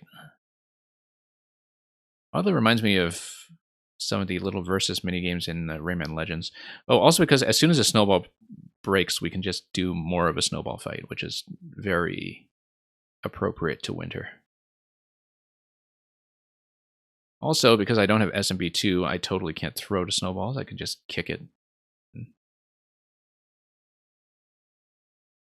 Oh, we missed the second key. Okay, I did check the other note block. We should check the question blocks again. if we're able to go back. We are able to go back. Let's warp back. Notice the spike ball over here. I guess that's just to match between levels because there's nothing we can really do with the spike ball. So naturally, the places we should check are question blocks and whether there are any additional blocks we can stomp on using the snowball. Oh, I know what it might be. Maybe we have to kill the spike ball using something like the dry bone shell in this location. Like, just stomp on it. That might be interesting. Let me just grab the bone shell and see if it's anything even resembling that. I think you might have to be short to do it, though, because otherwise you don't get enough height to do a bone stomp. And even so, I think the single tile space might not be enough. But I suspect that it might have something to do with that spike ball, because it's the one thing we haven't interacted with. And maybe we should see what the P-switch affects here again, in fact. In case there were... I mean, anything that could be dropped by the P-switch would be dropped at this point, right? And, yeah, so...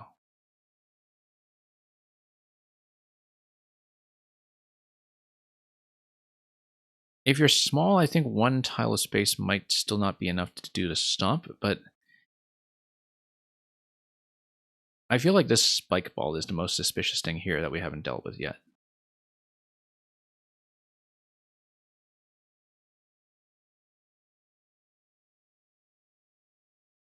And also, the gates that we came in initially, maybe there's something to that.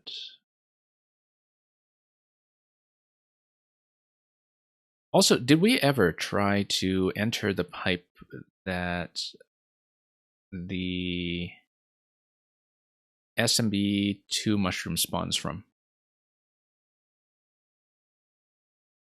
How was that one connected? I actually don't remember. Because I don't know if you can, in fact, because you would need to take one of the springs with you right away.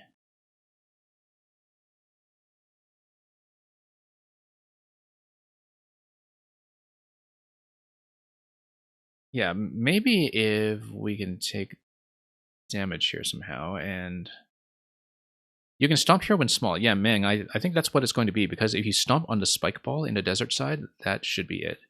So somebody who is small needs to go over there and do the stomp. And there's an easy way to become small. You just get somebody else to fire a bone shell at you. But I think Toadette is already in small form. So let's get out of the way and let Toadette... Toadette needs to spawn into this room, though, right? In that position, because the spike ball needs to be available immediately. Blue Blur, welcome. So let's see if I can figure out how to get that to happen. Yeah, because unfortunately this sends you down to the note block immediately, so I don't know that there's a way to get somebody to spawn directly on that position, unless we can get the spike ball to respawn somehow. Did we see how the spike ball respawns? Do we need to get everybody else out of the room, or is there some other... See, I don't know where the spike ball actually falls down off the track, right? But it's clearly being kept alive somehow, so it doesn't respawn. Sound died again. Yeah, Electrodude, we'll have to fix it later, I think, because we are in the middle of the co-op puzzle and I don't want to needlessly interrupt it. You know what? What if we activate the P-switch in this room? Let's see if the P-switch resets the spike ball.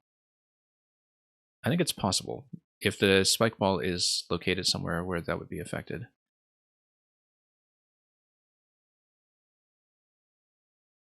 So yeah. Unless the key is just accessible in the snowball fight room, which you never know.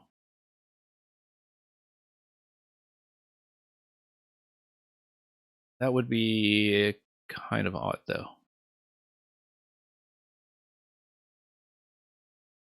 So let's just go through once again. Stomped on most things at this point.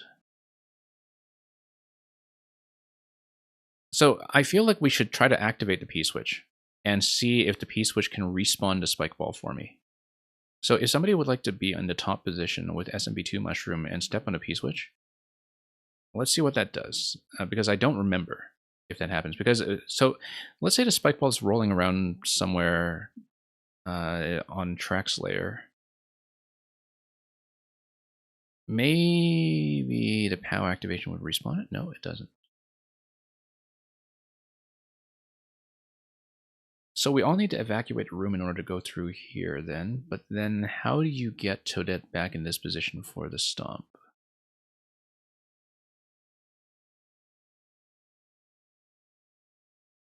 I mean, it might not be the Spike Ball at all, it's just that it does look like the most suspicious thing by a long shot. It respawned when you entered from the left, yeah, but that's because if we all evacuate this room and we come back, then it will come back. But the issue with that is that we would not be able to stomp it in time, right? Because it would fall off as soon as it spawns in this position.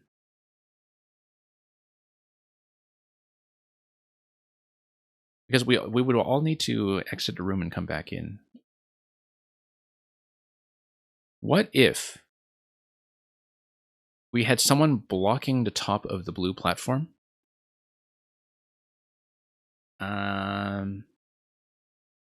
Here's an idea. We need to block the top of the blue platform in the ice room. And then whoever is bouncing around on the entrance needs to hold left.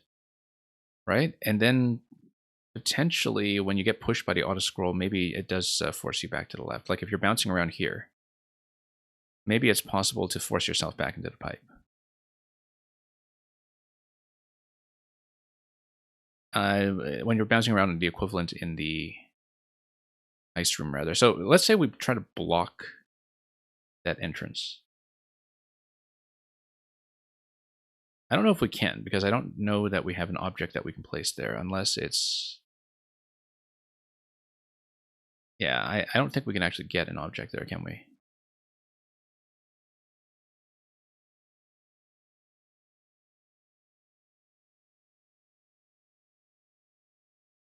Is the SMP2 Mushroom able to pick up the Spike Ball?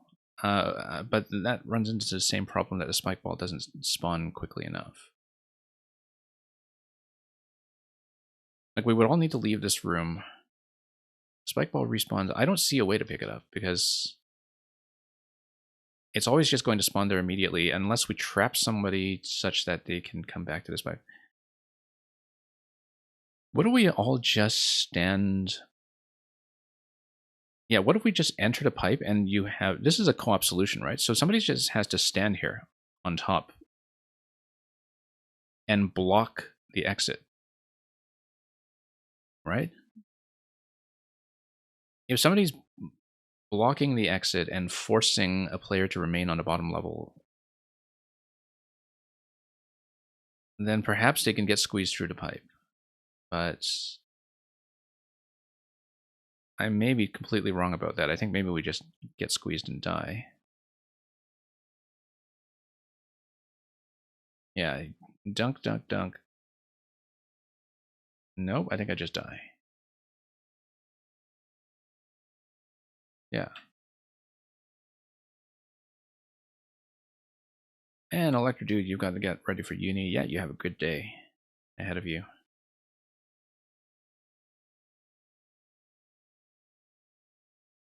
Yeah, maybe the Spike Ball is not the thing we should be looking at. If we throw the spring to the left in a subworld, is it possible to enter the pipe on the top left? I think it scrolls too quickly for us to do it, but maybe if we think of this as a co-op solution, it might be possible if we have some kind of pass, but I think it's too... I think it scrolls off too quickly.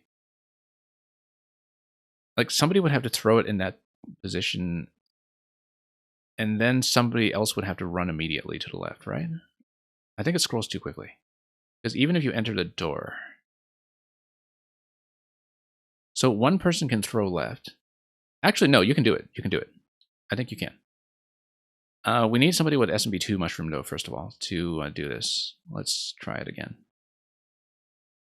I think it's possible. But we need more SMB2 mushrooms on the field, yeah. So we need a person with the SMB2 mushroom to... Oh, no, because you can't take it through the door. Yeah, that's right. Actually, no, yes, we can. We have one person at a time throw the spring over.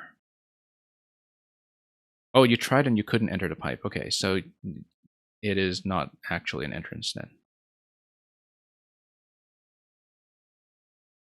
Well, we can do the other thing and just stomp on everything with a bone shell until something happens. Time's up. Okay. That's too bad. Let's think about this. It might also be that maybe there's something we haven't tried in the snowball fight room. Like maybe in the snowball fight room, there's a way to get an additional key by cooperatively lifting ourselves up to a higher point on the screen or something like that.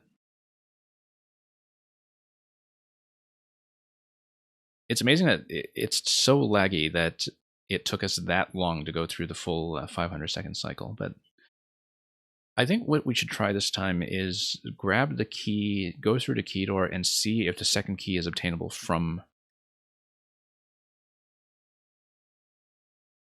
the... what if there's a single-player entrance to Snowball Room? It might be. I might even have to try to level in single-player to test that, unless somebody else wants to test me first. Or if somebody wants to call up Ronaldo Moon and get a yes or no answer to that. But I think we should actually check the Snowball Fight room a little more carefully. Because I feel like we didn't really even check that. Also notice that we never did anything with the potential scroll break here, but I think maybe that's just a single player route. So anyway, let's flow through this again. We'll have somebody with the SMB2 mushroom activate the P-switch. So we'll just wait until somebody gets the mushroom.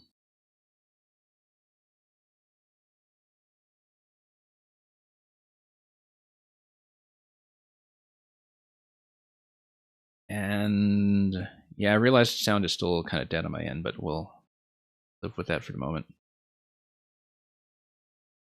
Till I can do a more elaborate reset.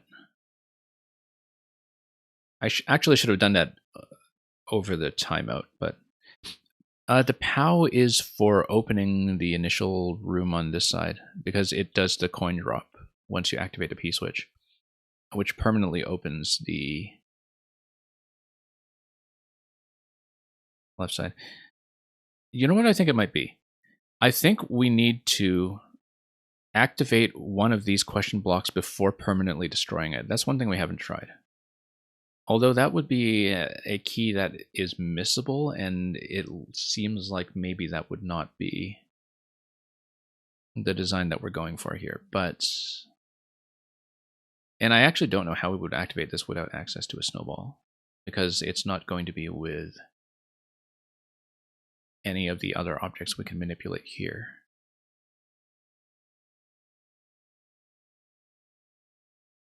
Because I wonder if it is going to be one of the question blocks that gets destroyed. If you're small, you can kick the lower question block with a dry bone shell. Oh, you mean just by jumping out of it and kicking it? Yeah, somebody can try that. If we jump out and kick it, I didn't realize that. But anyway, I'm going to grab myself a mushroom as well, so we can power up and go through this.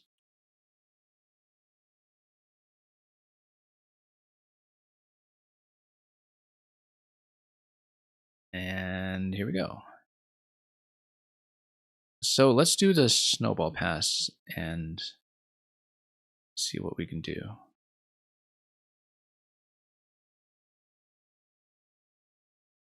Yeah, so if I drop down below, no, can't really do it that quickly enough.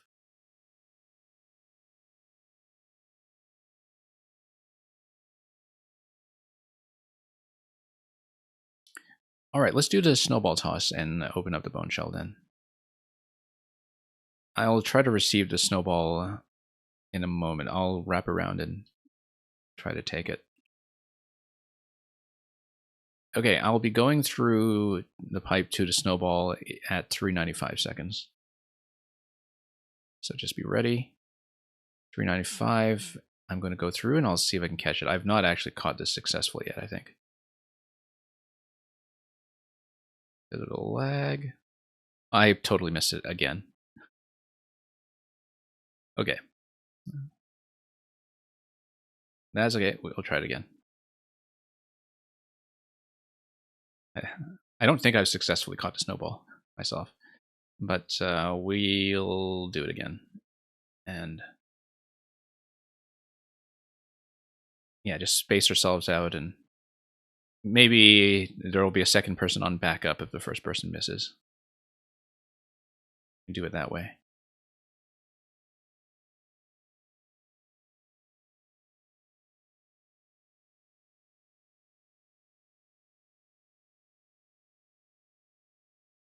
Yeah, as soon as somebody has the snowball, just say so.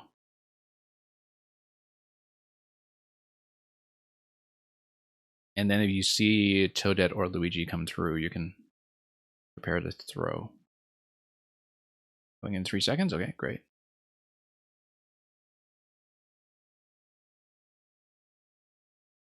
I wonder if you can use the spring for some kind of... Okay, Natcat, you should just go ahead and you should do the throw then, and I will catch. Yeah. And yeah, once you have the snowball, just let me know, and I will let you know when I'm coming through. And hopefully I can catch it for once. Let's wait.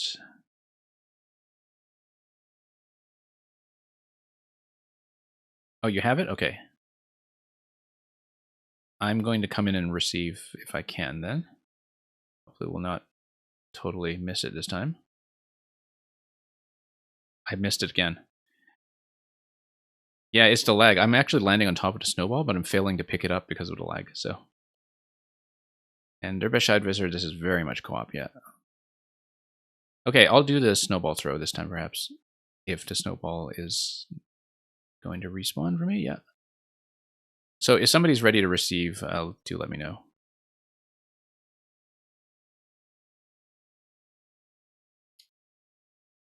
And I will wait for somebody to blink into the bottom left.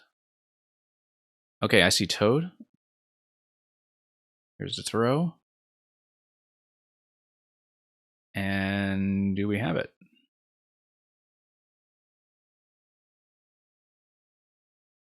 Let me cycle around. It is very tough to catch it, especially. Landing on it is not too hard, but landing on it with sufficient frames to pick it up before the auto scroll is tricky.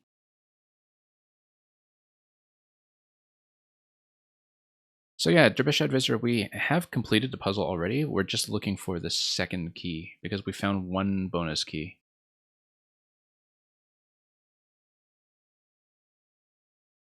And maybe it is just one key and the other route is just the single player route. I feel like maybe we should test that just to be sure. Maybe after this timeout, if we still don't have the second key, we'll see if that's actually the case. This is a Ronaldo Moon puzzle. Hey, Toadette got it. And we got it. So.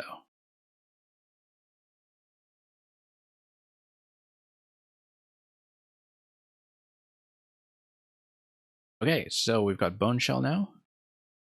Notice that we didn't really use the P-switch for any purpose on this side. I actually wonder if the Vine Climb might be relevant, but it'll just go up to the top of the ceiling.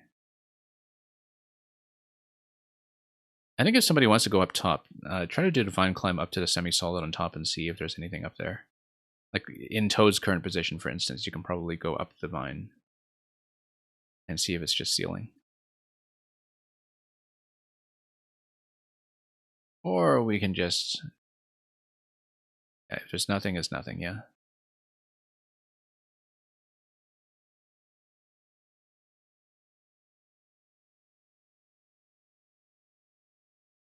It really does seem like the top left pipe in the snow room is quite suspicious, but Luca tells me that you've checked that already, so... You're going to try to kick the shell, yeah.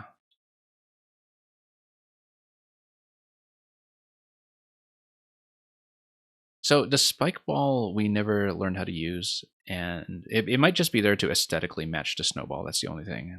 It might not actually be a puzzle piece.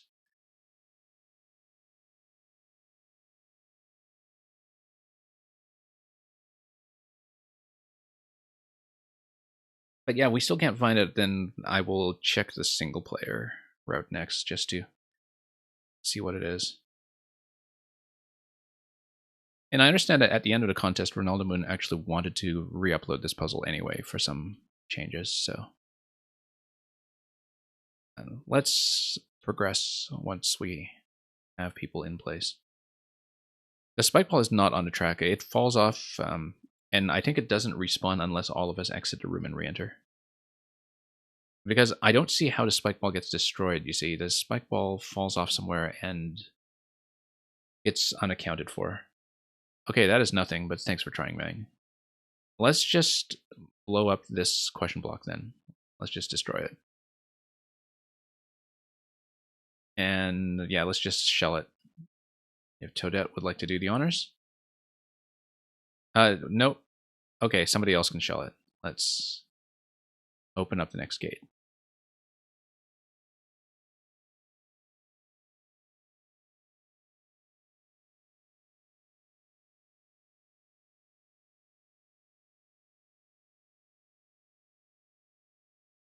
And I'll wait.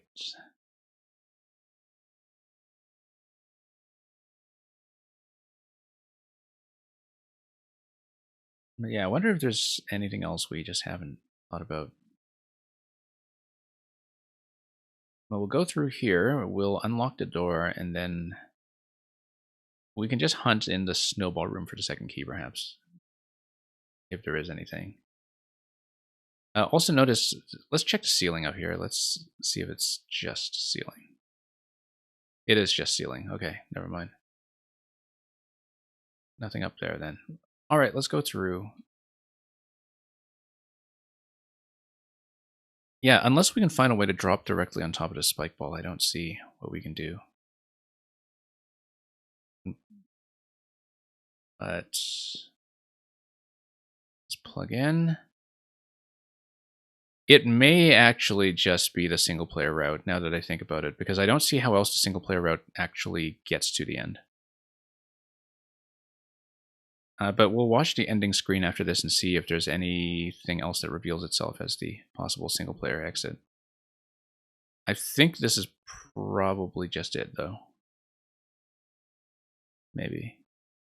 Yeah, because it's just ceiling up there. There's nothing to hit. The only thing that still is suspicious to me are the scroll brick locations on the left side of the previous rooms, but we never saw any way to actually blow things up, so...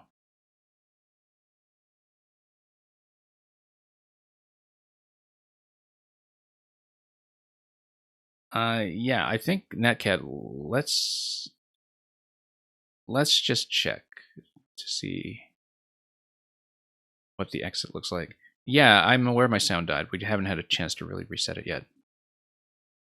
I'm going to take a look at the exit room, just to see how it's set up in case anything about the single player route reveals itself. Okay, I think the single player route actually comes through this door here. So the second key probably is available to us. We just don't have it.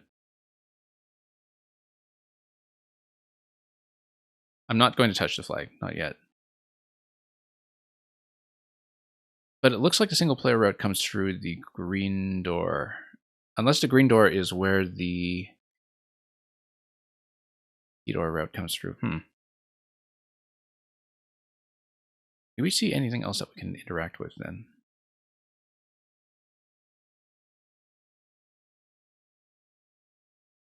So I came through this room and the spike ball did respawn because none of us are in here.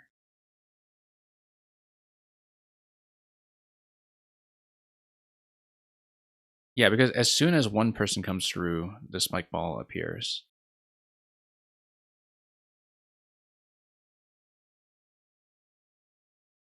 I'm not sure if there's anything else to hit that we just haven't tried yet.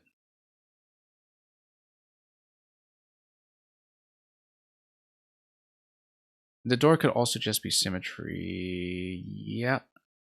Yeah.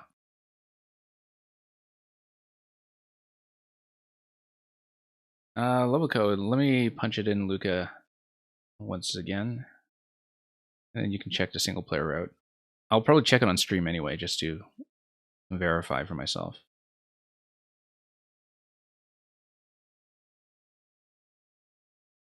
But I don't see where it could be.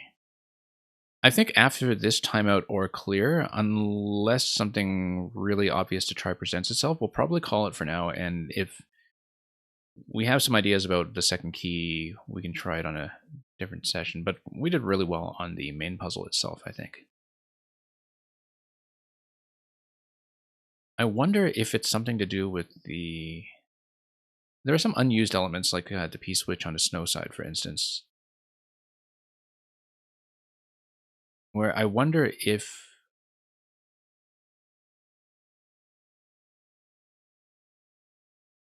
we can think about how the spike ball can be destroyed when it drops off of here. Like whether there is some kind of P-switch interaction or something else. No, the POW is going to hit and nothing spawns here. I think we should just go for the clear at this point and then try the single player. Because we've got 55 seconds on the clock. I think it's not going to reveal itself at this point. Unless there's like a back and forth on one of these blocks or something like that.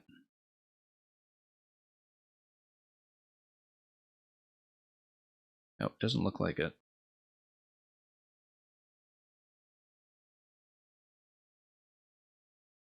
So I will pop out of here. Maybe it is something at the beginning, but I don't see... Yeah, notice that maybe with a snowball we're able to enter a one-tile gate. But anyway, no flag for me this time. I've been excluded.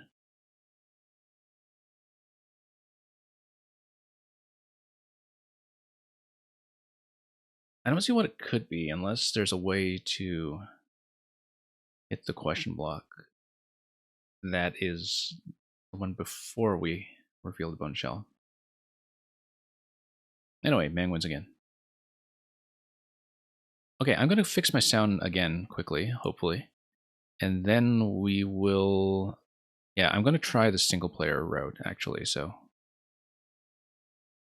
You activate any other block in a subworld with the bone shell? I don't know. But thank you once again for the lobby. I'm actually going to do the online version so we can also give the level a like. Although I believe Ronaldo Moon wants to re-upload it anyway at some point, so we'll take a look at it. And yeah, my pleasure to play co-op with you folks. The second time with Natcat for me, in fact. Okay, let's take a look at this. Coordinate movements to escape the relentless winter. Also, we can look at more info to see if the second key doors match to anything, but that's in a snow area, so we will not see it here. So let's just take a look. Oh, also, I forgot to fix the sound. Let me fix the sound first. If I can. The sound has been a disaster today. After many streams of being perfectly fine. So just give me a moment. We'll fix things up.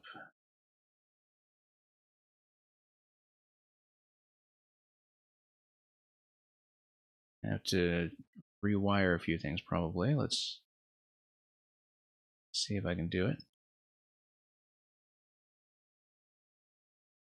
Hopefully that does not bring down the whole stream. Okay, sound should be back. Okay. So, let's do the single player gate. Can I go back from the flagpole room? Yes, you can. Yeah, single player gate just takes you back here. Yes, you can go back from the flagpole room just fine. But that just allows you to access the puzzle room, and it blocks you off in single player, so. You jumped over to flag and got 2 keys? Really? Oh, so maybe you just need to... Yes! Okay, let's do it then. Let's do it. And you can even bounce all the way back if you want, because you can pass the keys over to the other side. That's a little risky, though. It looks like...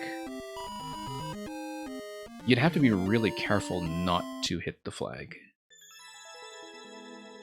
And I mean really, really careful not to hit the flag, because you'd have to go through the whole puzzle and attempt to send people over to the other side, right? Any interest in trying it? Because I can totally fire it up in multiplayer again if we want to try it. Oh yeah, we can totally access it in single player. Let's do that instead. That's much faster, because then we can just see the room. Because we don't want to just... lose the flag. Yeah, let's see it. I wonder where that was accessible. I wonder if you're supposed to do the same thing in multiplayer and send somebody across and pass things across this position, or... No, hang on. We're going to have to do this a few times to check it. Because currently... in single player, let's see if I can actually get across the flagpole, or if I need to bump a second player to make that happen.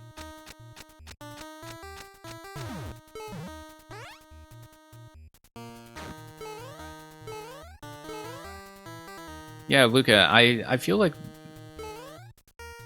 maybe this is just a way to see it in single player, and maybe we're still missing something. Yeah, because you'd have to reset the whole thing if you miss this, right? So.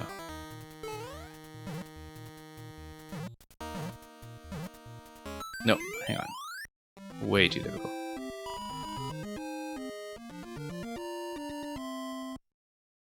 I think this is just a way to demo it in single player. I feel like there probably is still a second key that's buried in there, but... Or maybe the idea is that you have to bounce players around to pass the key. Well, the way back is easy, yeah, if you know how to jump on top of the spring, which... Oh, you get the keys and then you restart. Yes, that's actually a good point. Because if you're in multiplayer... You see, this is what happens when you don't play multiplayer very much and you don't understand the key logic. Hang on. But no, we're going to do it this way. Did I get the keys? Wait, did I not get the keys? Or... Hang on. There we go, yeah. I made the jump and I missed the keys, okay. Now I'm totally going to miss the flag, aren't I? Nope, we're going to get it. There we go.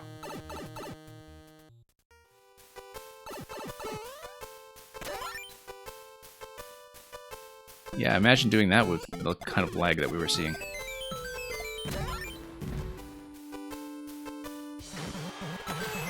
I feel like it's for symmetry more than anything else, but anyway, we got the GG. I don't know if that's supposed to be the second key for multiplayer, because maybe it's just a way to see it easily in single player. We'll have to ask about it afterwards. And I agree with that, Luca, that if it's the actual second key for the multiplayer as well, it seems much too difficult to avoid clearing the level, especially with the kind of lag that we were having. But I don't know if it's the case, so we'll consider this one finished.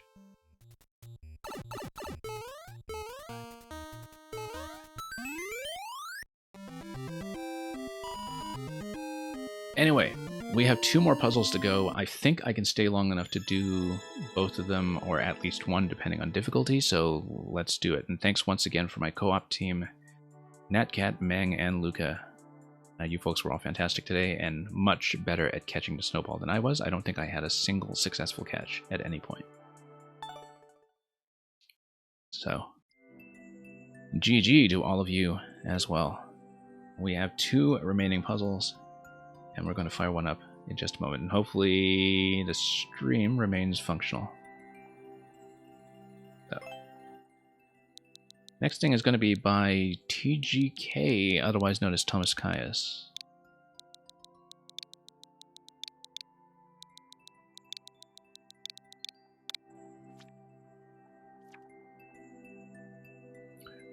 Okay, the Reversal Cavern. 1 screen, medium hard gravity puzzle fun. Very high clear rate on this one.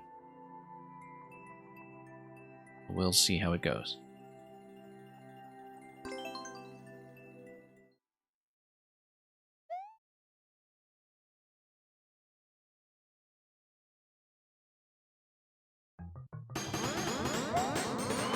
Okay, that looks fancy.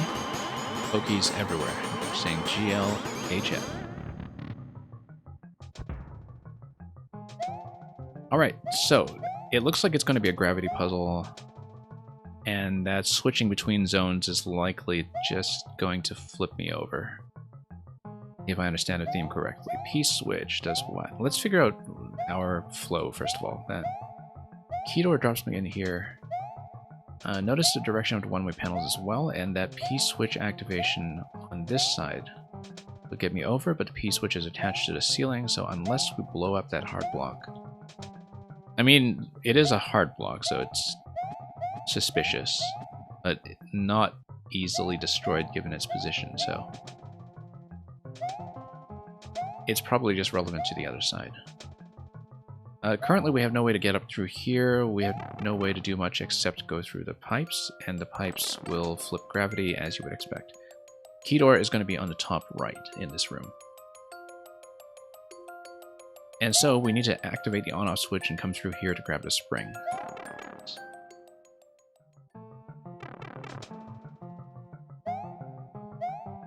And I wonder what the POW is telling me, but we'll have to go through this bit here to find out. Key is also in the bottom right of the first room. So yeah, this just sends you through and resets my position, so we need to do something else before going through there. But notice that you can only come through here in the on state, which means that I would need P-switch active to go through the left side. Let's do that. Seems pretty simple. And then you would just go through here. And then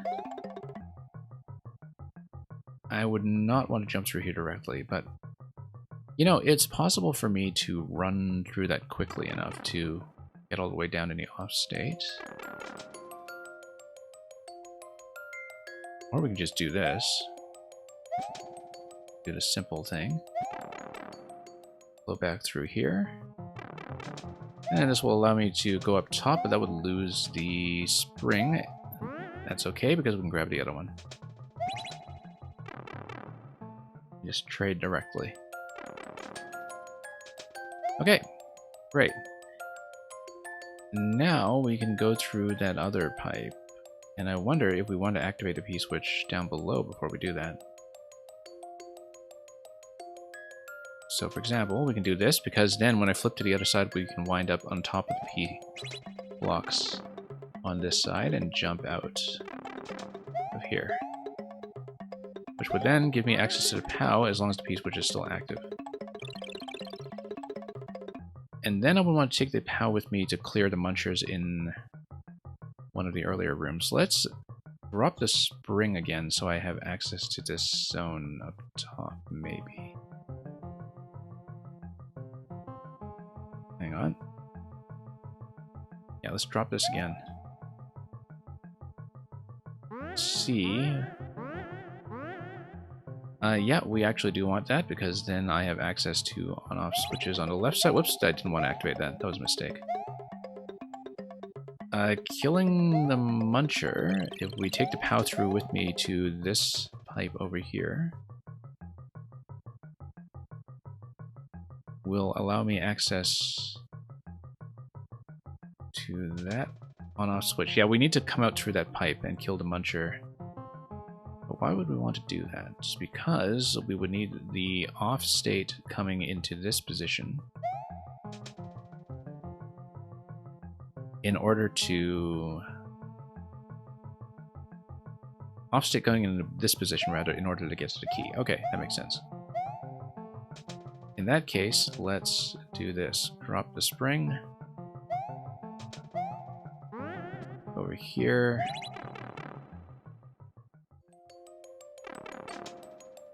And, no, that's not correct. We would then... Yeah, we would need to hit the Muncher, but then we would need something to stand on to bounce over. And that's actually what the POW is for. The POW is not for killing the Muncher, it's for standing in that position. So let's do this.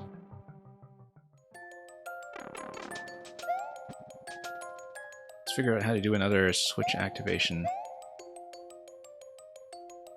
in this position on this side.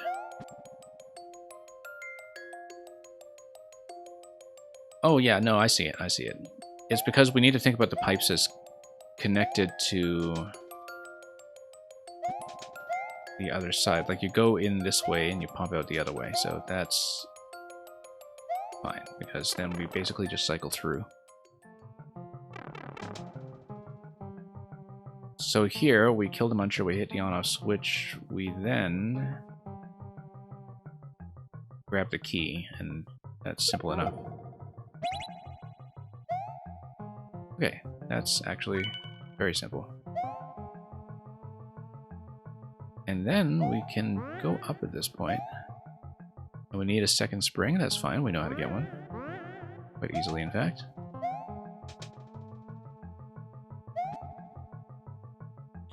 But we would need to hit the other P-switch first. And just flow back through.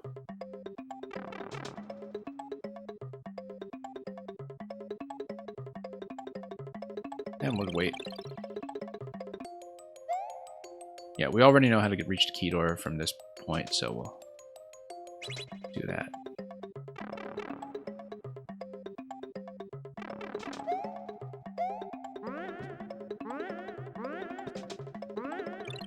We might as well take the POW just for style points. Through we go. And that's it. Great, we definitely have time for the last one then. This was a very straightforward one, actually. Kind of a nice flow through the entire layout, but once you sort of see what the necessary steps are, it is relatively linear in that there's a pretty clear way forward. But it's kind of nice to just wind through it and have a couple of the different pipes and switches double up and be used multiple times, so let's mark that as a like. And let's do the very last one, which is by Searchlight. Yeah, medium hard gravity puzzle fun. I think that overestimates the difficulty. I don't think there's anything in there that's particularly way out of the box for puzzle players. Unlike some really obscure mechanic like the on-off switches in the first one we played today. But yeah, that was fun. Actually, one of the very few upside-down puzzles we've seen in this contest so far. Maybe the only upside-down one. We have seen other gravity ones, like the Doilier swimming level, but with Night Castle. But very little use of anti-gravity, despite the fact that it would be a fairly obvious choice for a theme like alternate dimensions. One that was seen many times in the past, in fact, outside of the contest.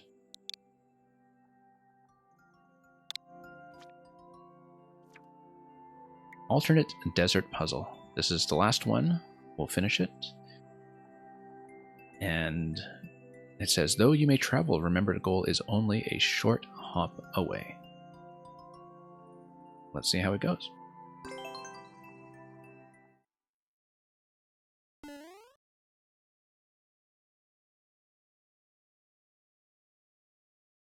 And yeah, thank you for the GGs on the previous one once again. And we're going to get pushed in. Let me make sure there's nothing we missed in the opening screen. I think it's just there to get the opening arrow out of the way. Yeah, no secret doors or switches or anything. It's just handling the arrow. Okay, 4 pink coins. Probably 2 per side. We're thinking about this properly. There is a raccoon leaf rather over here, which would allow you to go up there and knock out his blocks, although you're prevented from flying and you also don't get much room to duck around. In fact, let's take a look at this. Is this a lock? It totally looks like a lock, isn't it? Oh no, it's not. 2 spaces is fine. Yeah. Okay. We would need, however, to be small in order to get over to that side and to punch something up to the POW. Notice that you would potentially be able to jump up above the semi-solids over here. That's in fact going to be the way through. And so basically you need some way to get through here, but punch through the bricks to have access to the POW. And we're looking for alternate dimensions, of course, which means that we should take a look at the pipe for the transition. Notice that the crush blocks here allow you to drop the leaf and switch back to either Super Mario or Big Mario at any time. Anyway, something pretty obvious presents itself over here, which is using the wind to get pushed. Let's take the POW rather than nuking it, because we might want that for something. Also notice that the POW would be able to stop me here. And that bringing the second POW into this room would allow me to have 2 POWs to jump up. And potentially even create a flying location. You drop POWs here and here, for instance.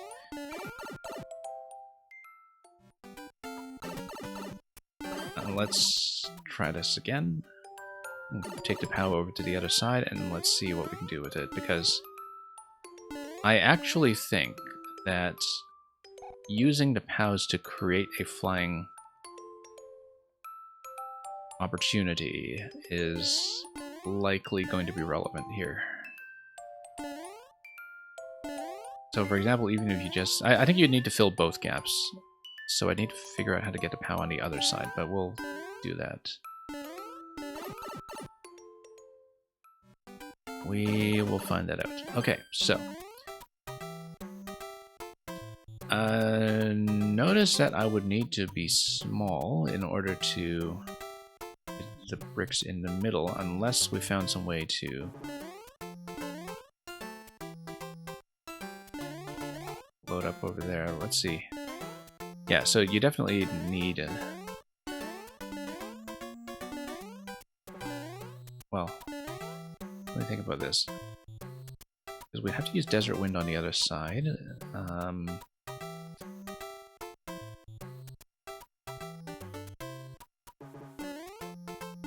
If you... get squashed over here, and let's try something first of all, just to test before anything else happens. Just need to make sure we know these are just regular, right? Yeah, they are. I want to make sure. Yeah, notice that if you drop a POW in this location and this location, you'd have enough room to fly, I'm pretty sure. You'd eventually need to fly while perhaps holding a POW, in fact, to get one up to a key door. But let's go back to the other room and see if we can take care of the wind somehow, take advantage of it. Now, I think if you run against the wind, you might be able to build sufficient speed.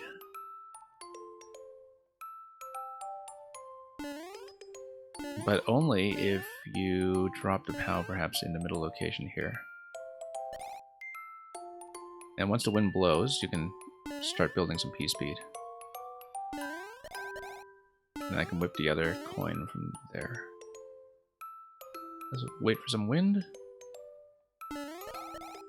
Nope, not quite. Not quite enough. I feel like it is possible, though, that you wait for the wind and then you push against it. Almost. We're off by one tile here. Let's jump into the wind and... There we go.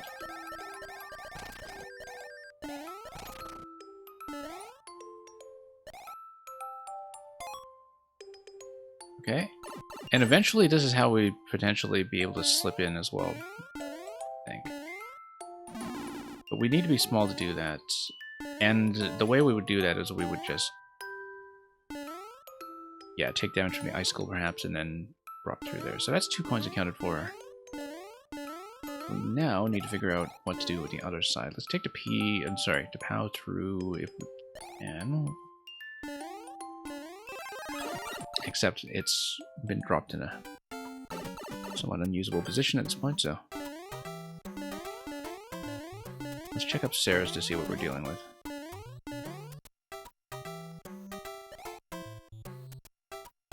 So I know that if I'm small, I should be able to take the POW through with me. If I drop the POW, maybe I'm also able to squash myself through. But no, I don't think so, because the POW would activate being minutes coming in with a party of 4.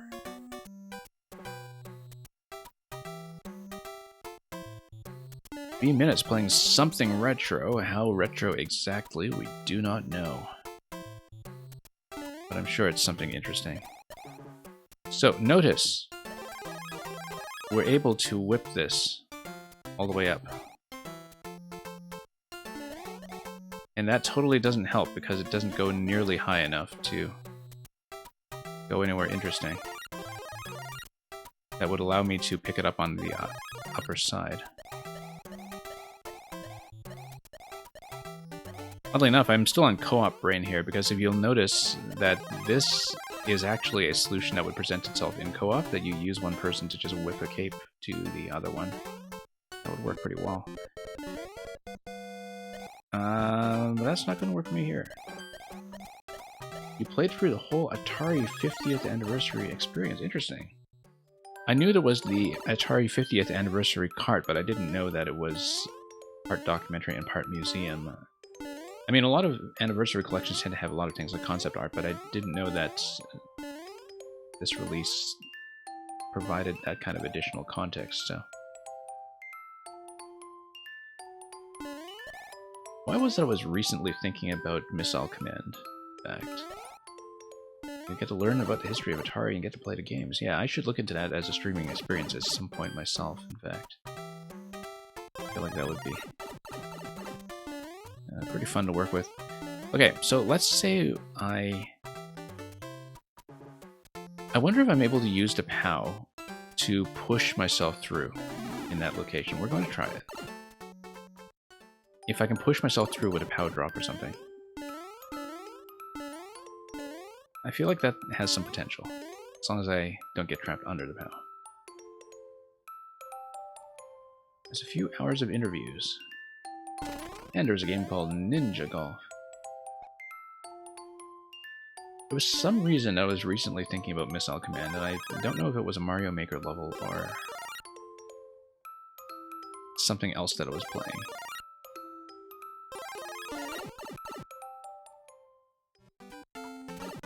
But anyway, in order to get the POW up top, I would actually need to... nope, hang on. Yeah, I can't get the POW up top. I would need to think of something else here. But there would be a purpose to bringing the POW through here, right? It's kind of unclear to me right now which key door I'll be taking for the exit as well. So that's something we'll have to keep in mind eventually. We figured out 2 out of 4 coins. They're kind of independent of the other ones as well, so we'll have our way through this. Also, notice that in the main room, that is a white platform in the center. This is relevant for a very specific reason that I'll talk about in a moment. Which is that it has one of the more obscure mechanics in Mario Maker, if you can actually land on the white platform. Maybe you can't. Which is that if you're making contact with a white semi-solid, you can recreate the warp whistle bounce. So watch this carefully. I just crouch.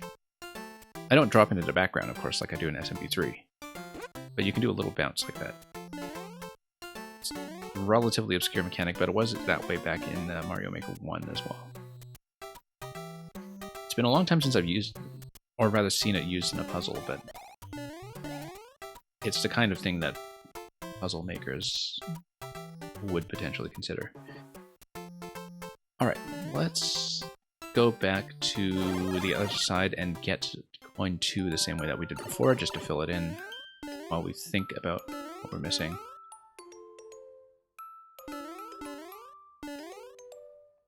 Using the tail to whip the leaf is interesting, but I don't know how to sustain the leaf after that point, which is where we run into a little bit of trouble.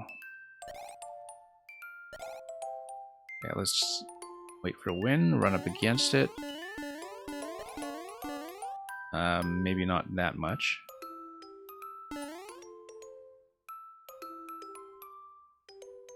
Okay, whoops. Hang on, that was a misplaced diagonal there.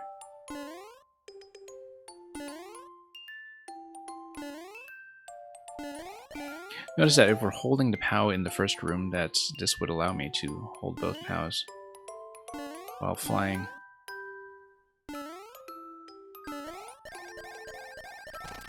Anyway, let's grab this. I kind of want to show off that we should be able to come over here if we are at that point holding a POW. Like, we could fly up with a POW and then we turn into Small Mario, and Small Mario carrying a POW should be able to come through here, drop a POW, and come through this door. That looks like it's likely going to be the exit strategy. Although if you're Small Mario anyway, you could probably go through the key door on the other side too, just by being able to jump over to that position. We'll think about that.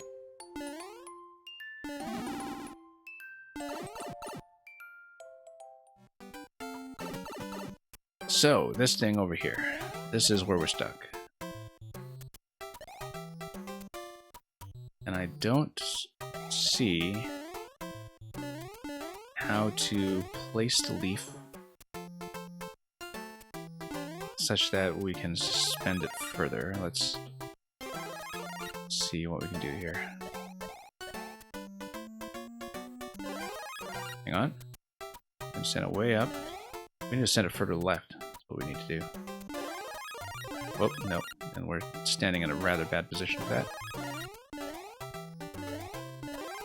Nope.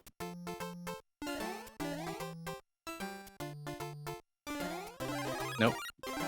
There's no way this is this much of an accuracy test, though. But if we can nudge the leaf over gently, then eventually we can try to capture it in that middle position.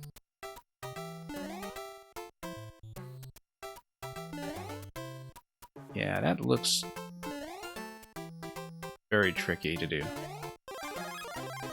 Where we would need to gently nudge it over until we can go through while small and catch it in time. That doesn't look right. I really don't think it's going to be that.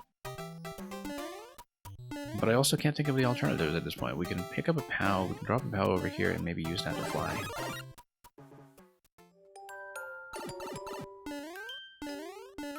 Let's try the POW again, and let's see what we can do with it.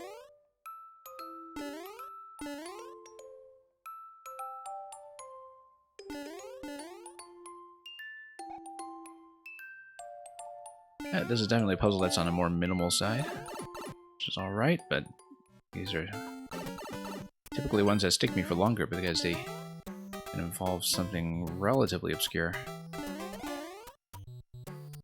Now, I don't think we can build enough of a running ramp here. using only 6 tiles. That's not going to be nearly enough, given that we already needed to use wind on the other side.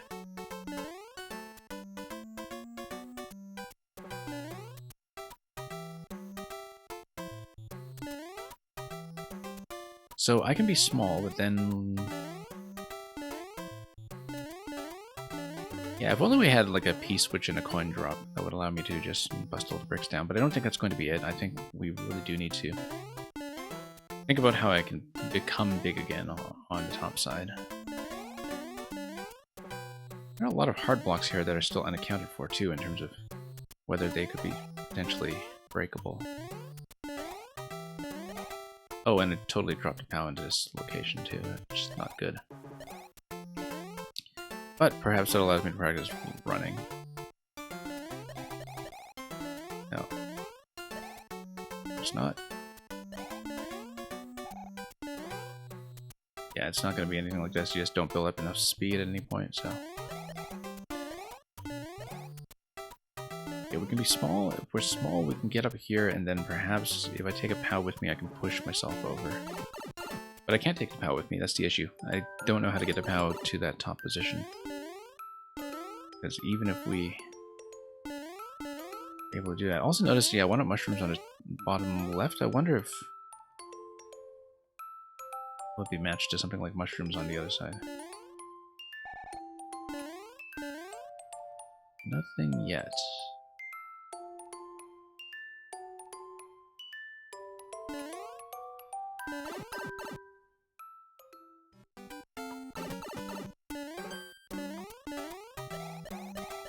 Well, currently we don't have a way to break the hard blocks.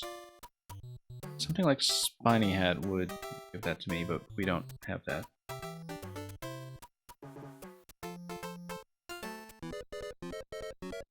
Let me think about this, because I feel like we need to use the POW as an obstruction somewhere. Oh, whoops. Not like that. That was just a mistake. Because it worked through here. Take damage. What if you took damage as Super Mario and only Super Mario? Nope, then you just get a leaf immediately. What possible advantage would it have to be Super Mario without Raccoon Tail? No advantage. Unless you're trying to specifically avoid whipping something. So far the only thing we know is that we can take the second POW into this room, and I don't know how to use it. Seems like the natural thing to do is to try to push it on top of the vine, but I think that doesn't actually work without activating the POW, even if you climb into it from below.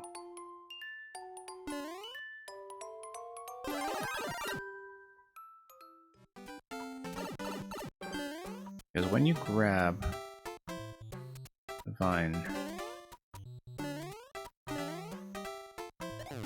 Oh, whoops, no, accidentally whipped it.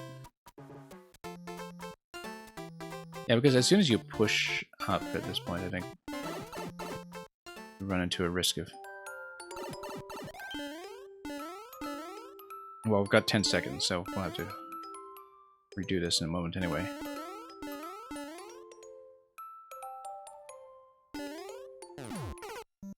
Yeah, if you push up into the POW, that just blows it up, so it will not be that.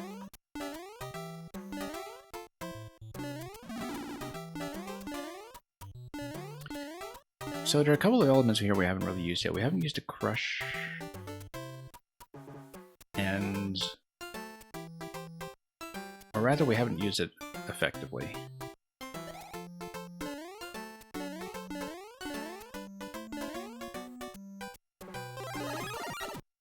Go back over to this side.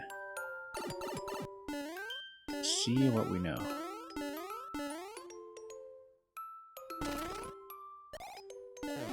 Nope, we don't want that. Now, this additional slot here is kind of interesting.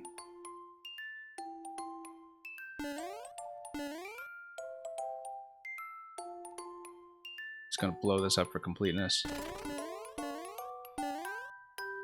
This being SMB3, wind is only going to go that one way.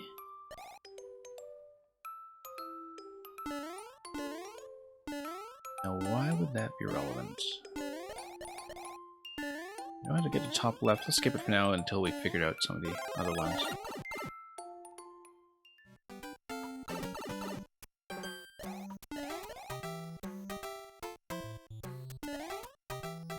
Yeah, we can bump this as much as we want. Sooner or later, inaccuracy will get the best of me, as it has here. I really don't think I can just race it upstairs.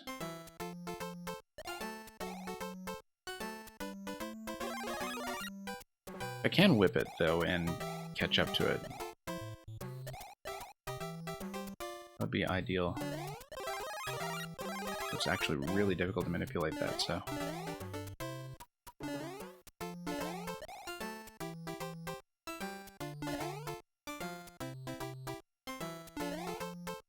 yeah, we can try to do it in a higher position every time, but it doesn't really work.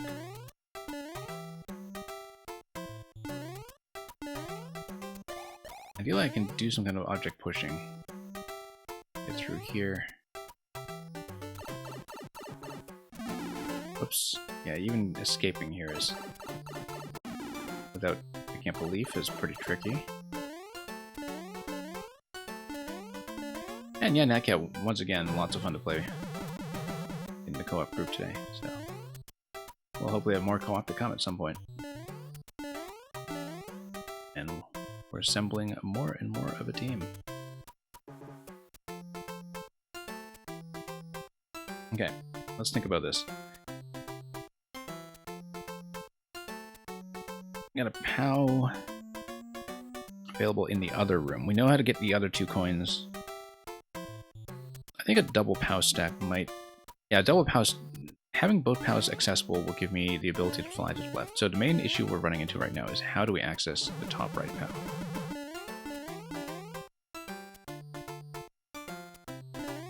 I need to do some kind of object drop on myself somehow to rush myself into position. Do I need to maybe blow up some of this stuff here by, say, activating a bomb?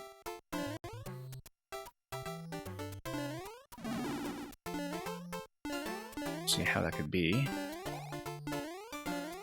Thing is really within range there.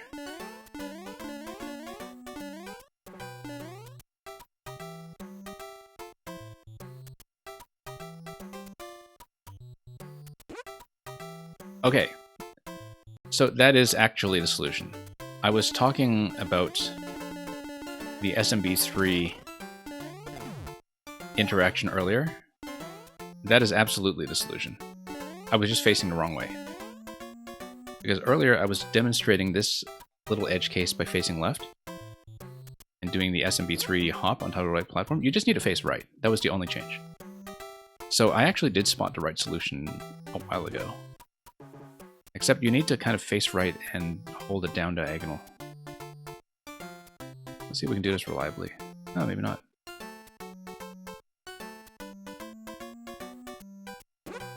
Well, I wonder if I can reproduce that somehow then. Maybe if I needed to... yeah, you need to hold down, right, and dash in order to do that. I think that's reliable, but you need all 3 buttons. You need to hold a down, right diagonal and a dash forward. So it's a very specific mechanical interaction, and that's the entire puzzle.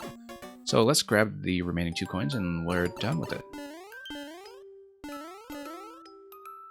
Once we figure out how to do the key door interaction, of course, but I think I know.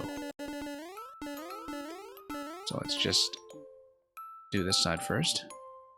And of course, if we have access to both POWs, this is made even easier. Let's just drop this in the middle position.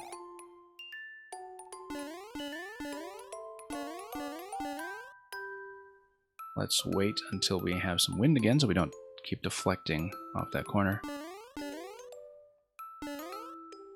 And we don't keep climbing Divine by accident. That's what happens when you're on the Pro controller. That's up diagonals are sometimes a pretty big issue. Okay, we will grab this POW again. We'll have 2 POWs available on the other side, and then we will then get the solution. Once again, let me just try this. I mean, we can always take damage now since we've blown up the bricks already, but... Yep, that's it. That's the solution. I spent so much time talking about that interaction earlier too, and I just gave up on it right away when it was supposed to work, so... Actually, yeah, no, we needed both POWs, so we needed to take this POW back to begin with. But eventually we'll need to take the day POW over to the night room in order to get through the key door. So we have 110 seconds to do this, and at this point I know the puzzle well enough that we can flow through the rest. And okay. Yeah, so we'll just drop both POWs, and then we will have enough of a path to fly. And grab the coin, and then we take... We'll need to respawn a little bit between rooms in order to take the correct POW over to the other side, so we have 2 POWs available on the wind room as well.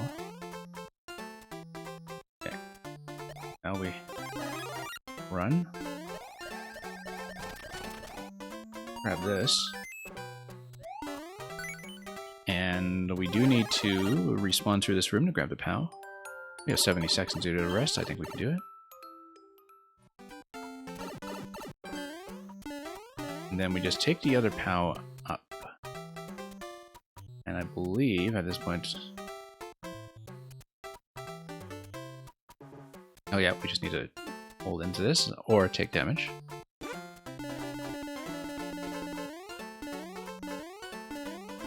Yeah, so this puzzle is actually just a pure knowledge check of whether you know the SMB3 Easter egg. After I had spoken at length earlier, too, about never seeing anybody use it in a puzzle. Or rarely seeing it used in a puzzle. What do you know? It's used in a puzzle, so... We're going to fly up, we're going to take damage, and then we're going to sneak in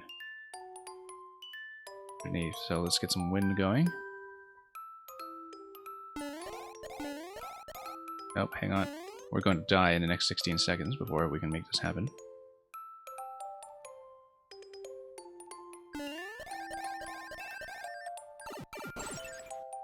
Yeah, 6 seconds, we're not going to make it. Wind, please. Look at that.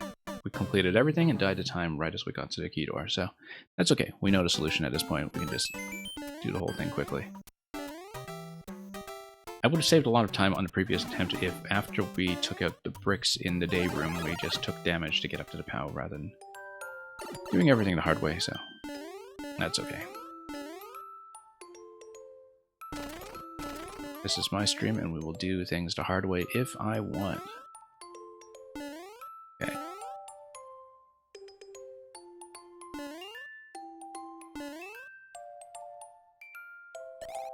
Alright, let's run up again. Nope, without clinging onto the vine. And yeah, let's watch the P meter as well.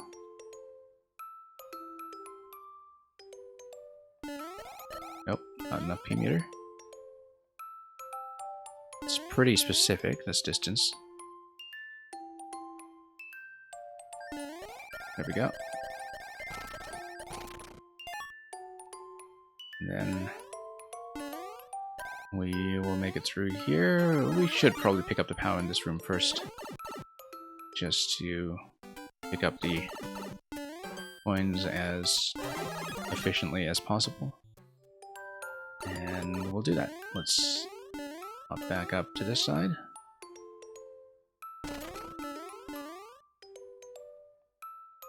And loop back.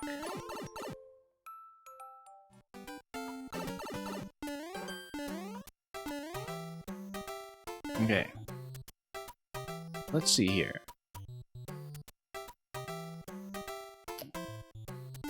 We're going to leave this in this this location. Then going to do the SMB3 trick.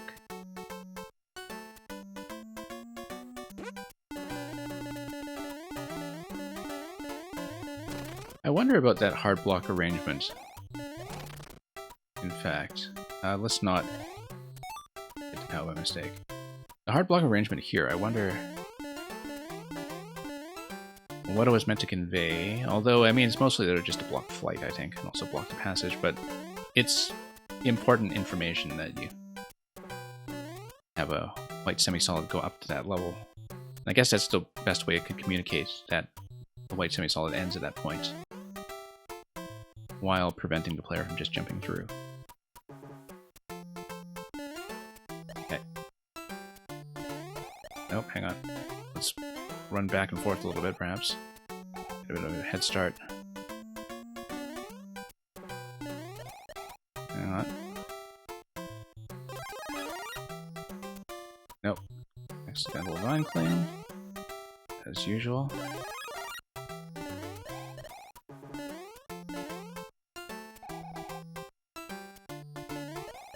Nope, too much of a skid. Let's run through like this. Oh, needed a little more. Too much of a jump.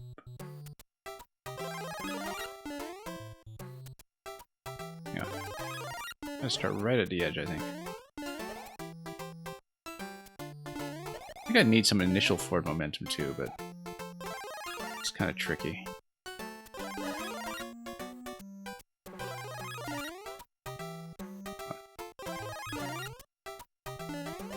Now, this obviously the correct spacing, it's just that we have a very tight amount of space to work with.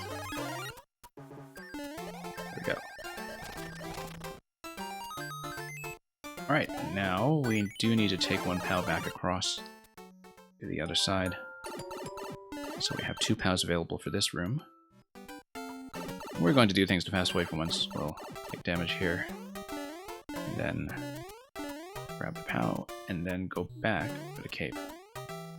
It does annoy me slightly that we didn't blow up the 3rd remaining brick in this room, but that's okay. And yeah, Luca, you've seen the solution, so you understand what this looks like at this point, so have a good bedtime. And a Merry Christmas if I don't see you before then, although I'll probably run at least one more stream, like a backlog stream before now and then if I can, sometime in the next day or two. Big weight off my back, though, that we are going to finish all the puzzles today.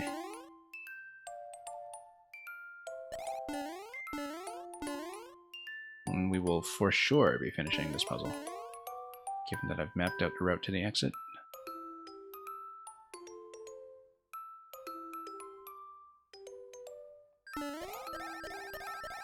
Okay. Take some damage here. And then hold into the wind. Nope, that was a mistake. Tried to soft drop it and it failed completely, so let's try this again. Okay, we still have 200 seconds left to die to execution mistakes, which is the thing I say to jinx myself all the time.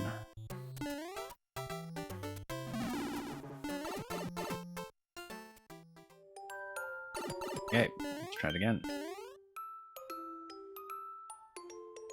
Yeah, there's a thing, is that I'm pushing against the wind and throws off my input a little bit for the soft drop.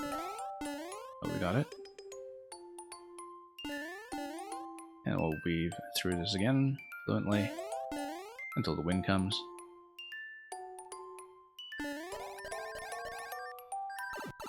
Okay, we'll do it again. This time we will drop things properly. Good. Much smoother. And we are through. We got a key for a backwards GG. Interesting. I suppose it allows me to perhaps plug into the other key door. Oh no, I think the 2 key doors are just matched. Then That would make the most sense.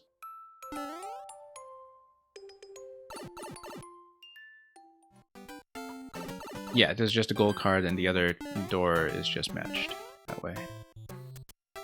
Which makes sense. We do not have a cape at this point, nor do I think we can have it. So we'll just take this and go.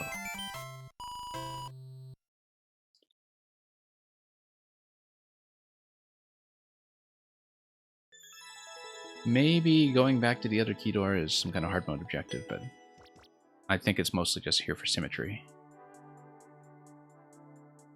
Even though it does give you the bonus key at the end. Yeah, maybe it is for symmetry, maybe it is an additional path that we can try, but remember the goal is only a short hop away. And we did. Well, that was productive. We finished all of the remaining puzzles today, including the one that was co-op only with the aid of our dream team here. And I think that's going to be an appropriate time to call the stream.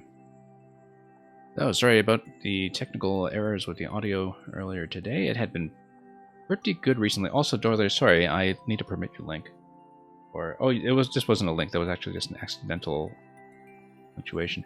Dorler Meti, you said also it is possible to go in the other door, but it's super precise, and you found a setup for how to do it. Yeah, I was thinking about that, whether it would require maybe doing a double stack on a pause or something, but I don't want to play around with getting through the one tile gap. It doesn't really feel like a puzzle interaction to me, so. Sir Select said it's for symmetry. Yeah, I understood that to be the case. I think that's pretty clear. So thanks for confirming that.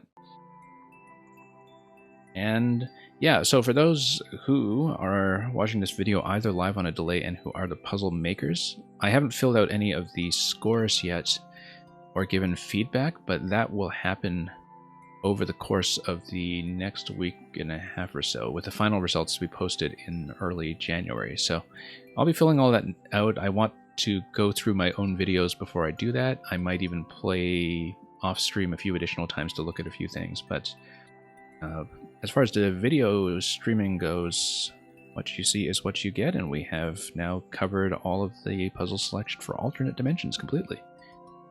So. And Dorler Meti, you're saying it's not like that, it's completely different kind of setup. Okay. Good to know. We can talk about that more off the stream, I think. In the meantime, though, we are going to shut down for today a little earlier than usual, but we'll see if I can run an additional stream between now and Christmas. If I don't, Merry Christmas to all of you, and we'll hope to get some more streams in before we all have a happy new year. In the meantime, we will find another stream and send you on very shortly. So thanks for watching. Thanks for making puzzles and contributing them to the contest if you were one of the contributors. And it was a pleasure to play through this whole selection and feature such a vast diversity of content. Very little redundancy between the different submissions, in fact. See you at our next destination in just a minute as I determine what it is. Have a great week ahead of you. Have a very happy holiday for those who celebrate. And as always, fare thee well.